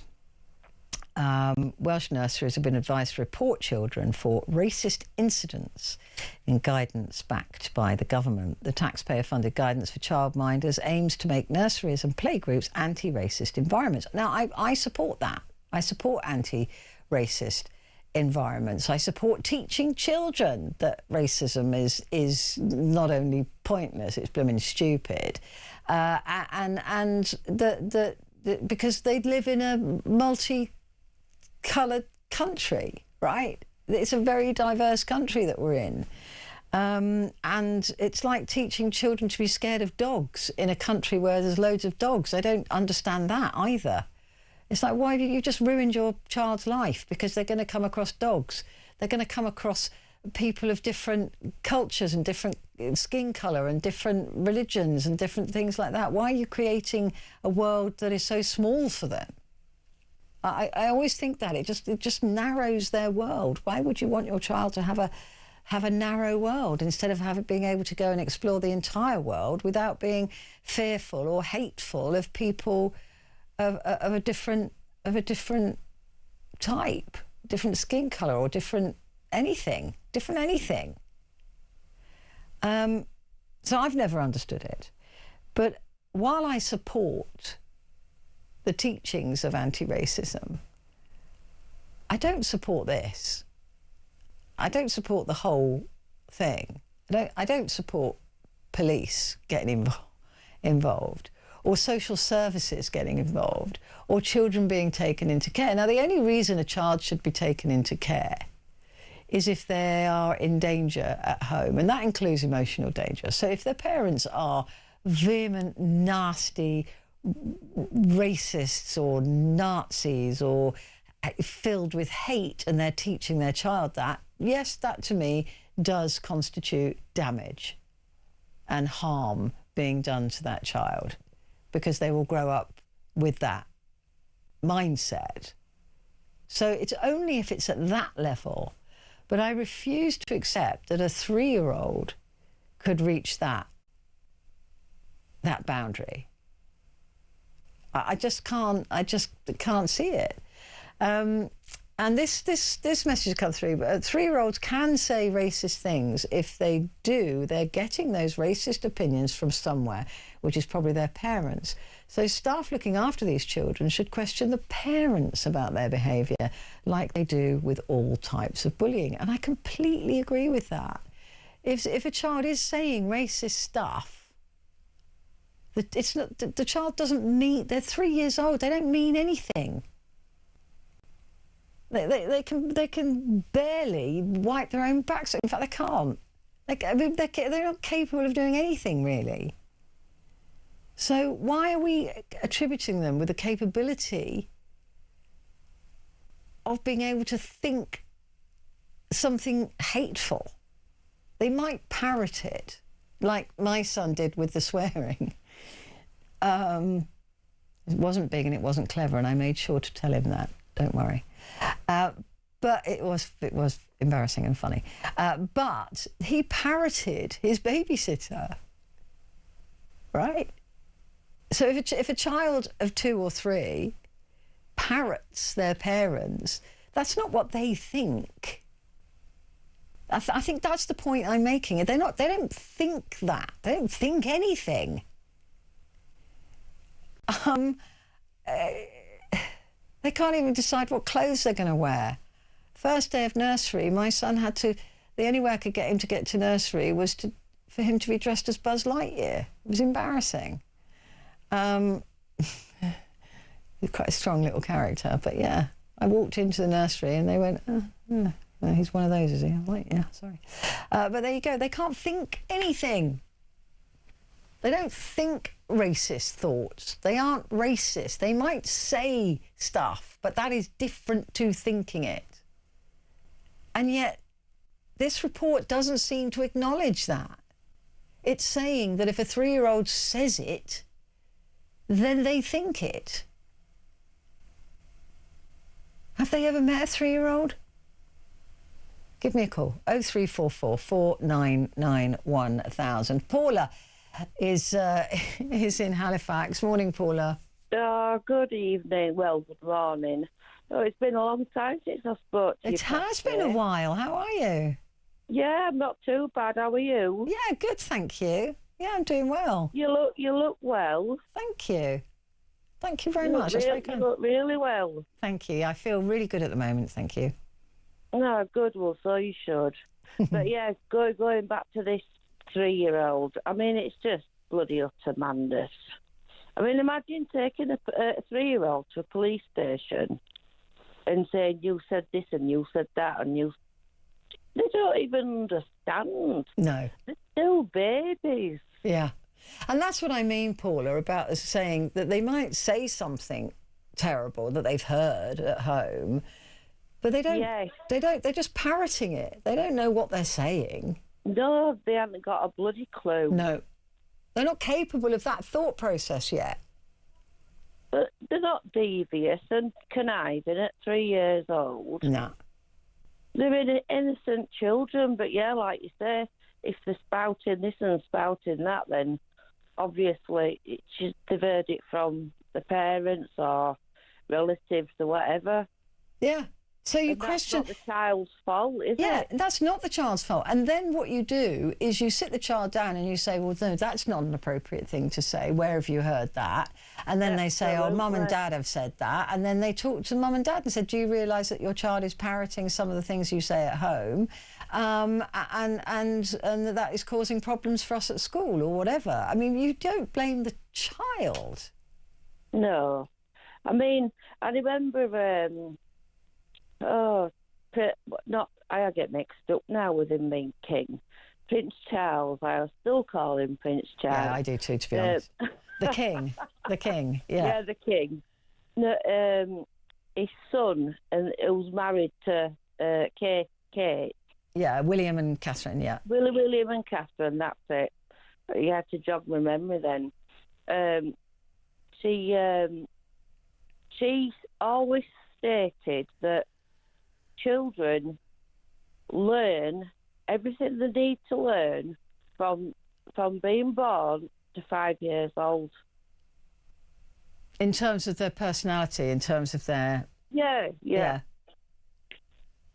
their kindness, empathy, all of those things, yeah. So they're getting it from the parents. And if they do say something, they are literally just parroting. They don't know what they're saying. They don't. They haven't got a clue. And going into school, right, innocent, all they're wondering what they're having for the dinner. Yeah. I mean, and also you upset the kid, and you could turn them into not liking brown children or white children if it's the other way around, because that one got them into trouble, or I don't know, you know, the way that kids think. I just don't think this is going to solve anything. No, I don't either. Well, my family, I've got Ava and Arabella. Arabella's my niece, and she's just gone 9. And there's only 7 days between her and my granddaughter. Wow. And they're both absolutely adorable kids. Yeah. They're so loving. They're not cheeky. Wait till they're 15. Oh, don't even go there. It's the worst age. Let's not look back. Yeah.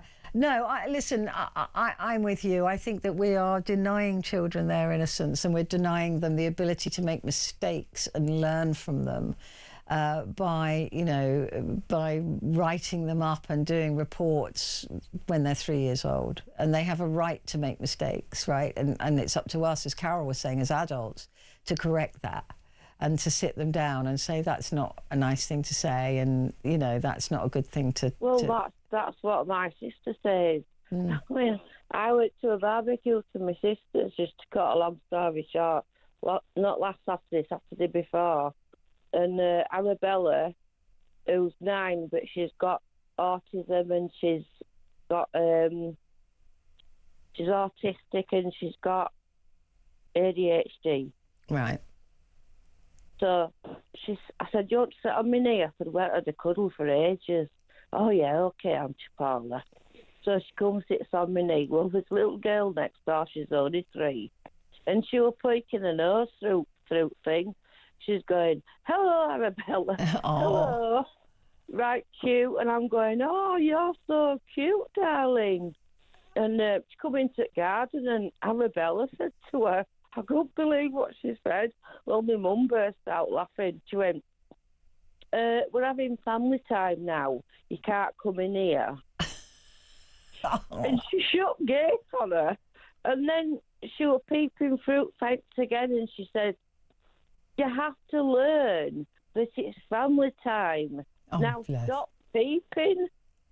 9 years old. Yeah, I mean, look, I kids are going to be kids, and we have to let them be kids without criminalising them for making a mistake. That's what I think. Paul, it's lovely to talk to you again. You take care.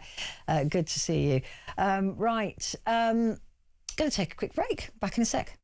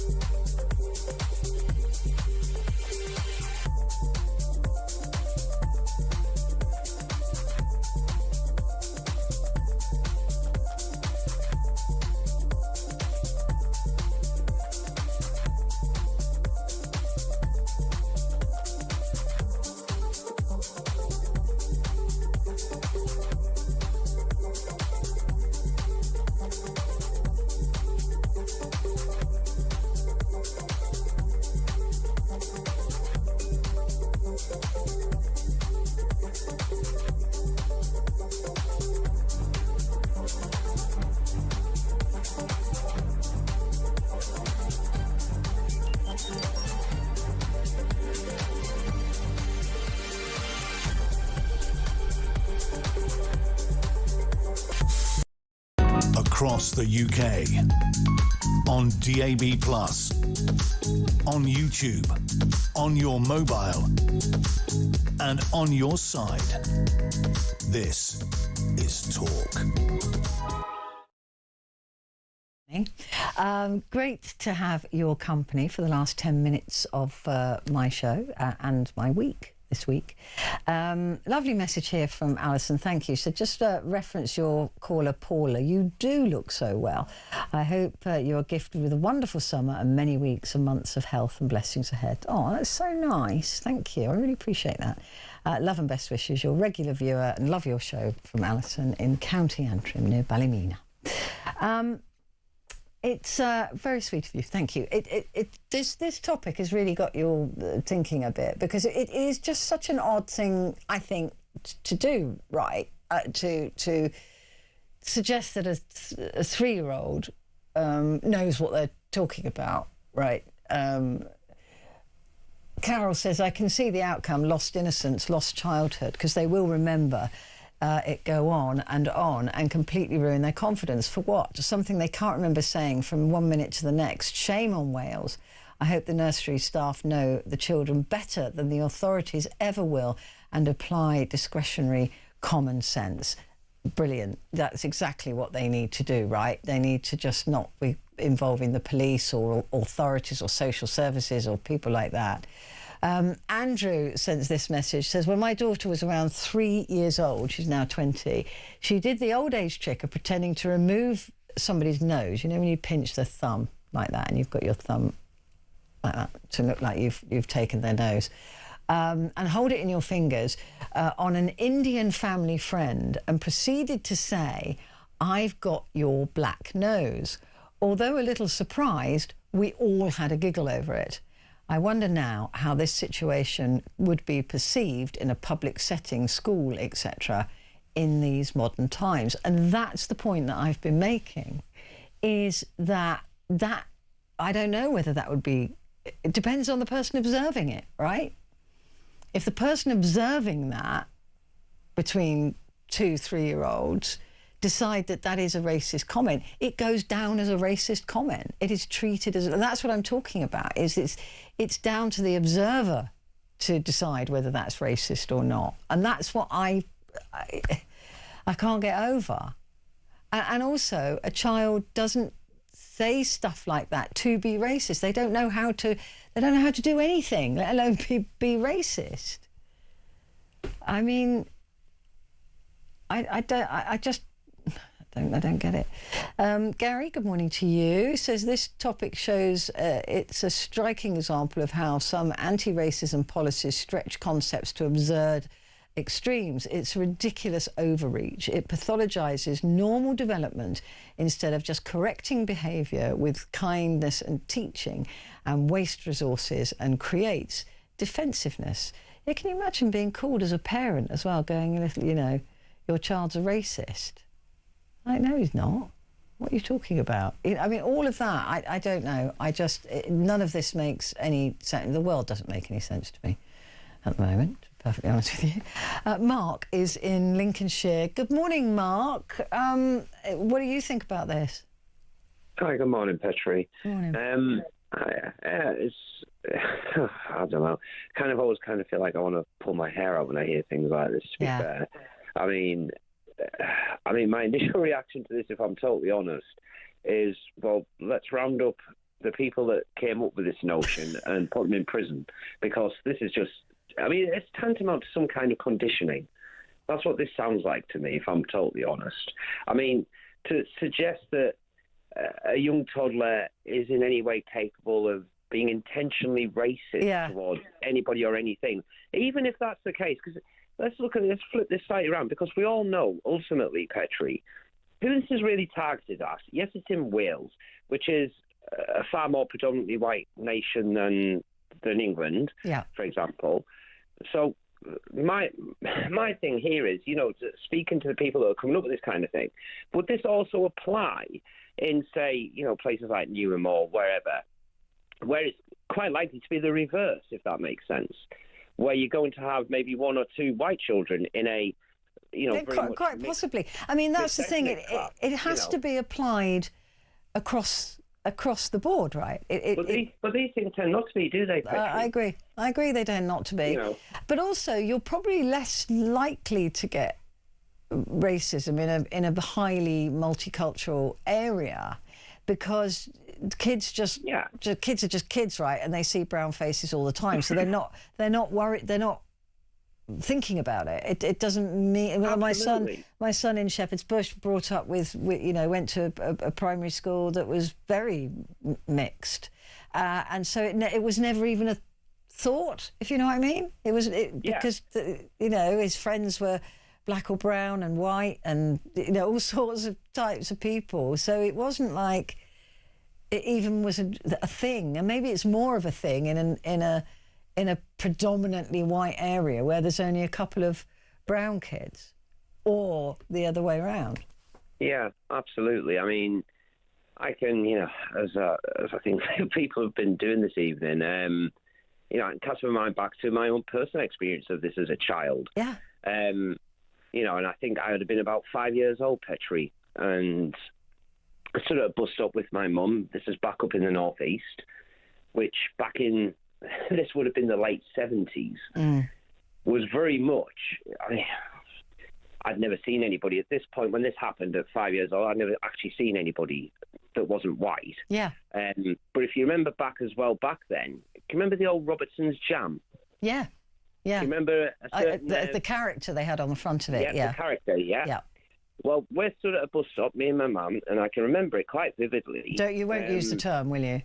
No, Good. Absolutely not. Thank you. And I, Mum, look, there's, do you know what I mean? Yeah. And pointed at this guy. Mum went all embarrassed, goes absolutely crazy with me, as you'd expect.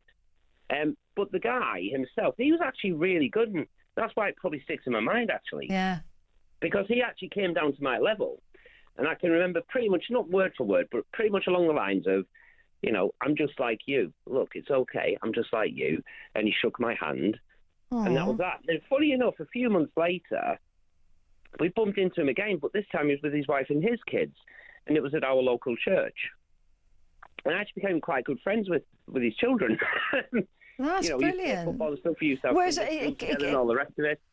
Yeah, I mean, you innocently took a reference from what you knew and a term that we wouldn't use today. Precisely. And you applied it to a situation. That does not a racist make, right? And that's what worries me, Mark, is that, that's how you learn, is by saying things, and kids always say inappropriate things, and then the man introduced himself to you and you became friends with his kids. That is the perfect story to illustrate this. Well, exactly. That was my experience. Yeah. And as I say, we ended up quite, as families, we ended up having dinners together and all kinds of things. And how brilliant! Also through the church, and that sets you up for life, to not be scared of people who are different, or to not have hatred and thoughts towards people who are different. I mean, and that's what we should be allowing children to do, to make a mistake like that. And embarrass the mum, because that's your job when you're a kid. And then luckily it's our job to embarrass our kids when they grow up. That's the best part. But yeah, and then to learn from that, which you did. I think that's brilliant. Yeah. That you go to the top of the class with that call. Genuinely, I think that is an absolutely perfect example of what I've been talking about, and you've managed to encapsulate that. So it's brilliant. Mark, thank you. That was great. A perfect way to round off the country, except for the call-in. Apart from Liam says, I don't understand the toddler racism. I, as a kid, thought a white person and a person of colour were sisters, and I was 11. They thought it was so sweet that I didn't see the difference in colour. And that's from Liam in Accrington. There you go. Right, that's it from me for this morning and for this week, but I am back on Monday. If you miss me, you can always go and find a podcast. Wherever you get your podcast, just put my name in and you'll find it there.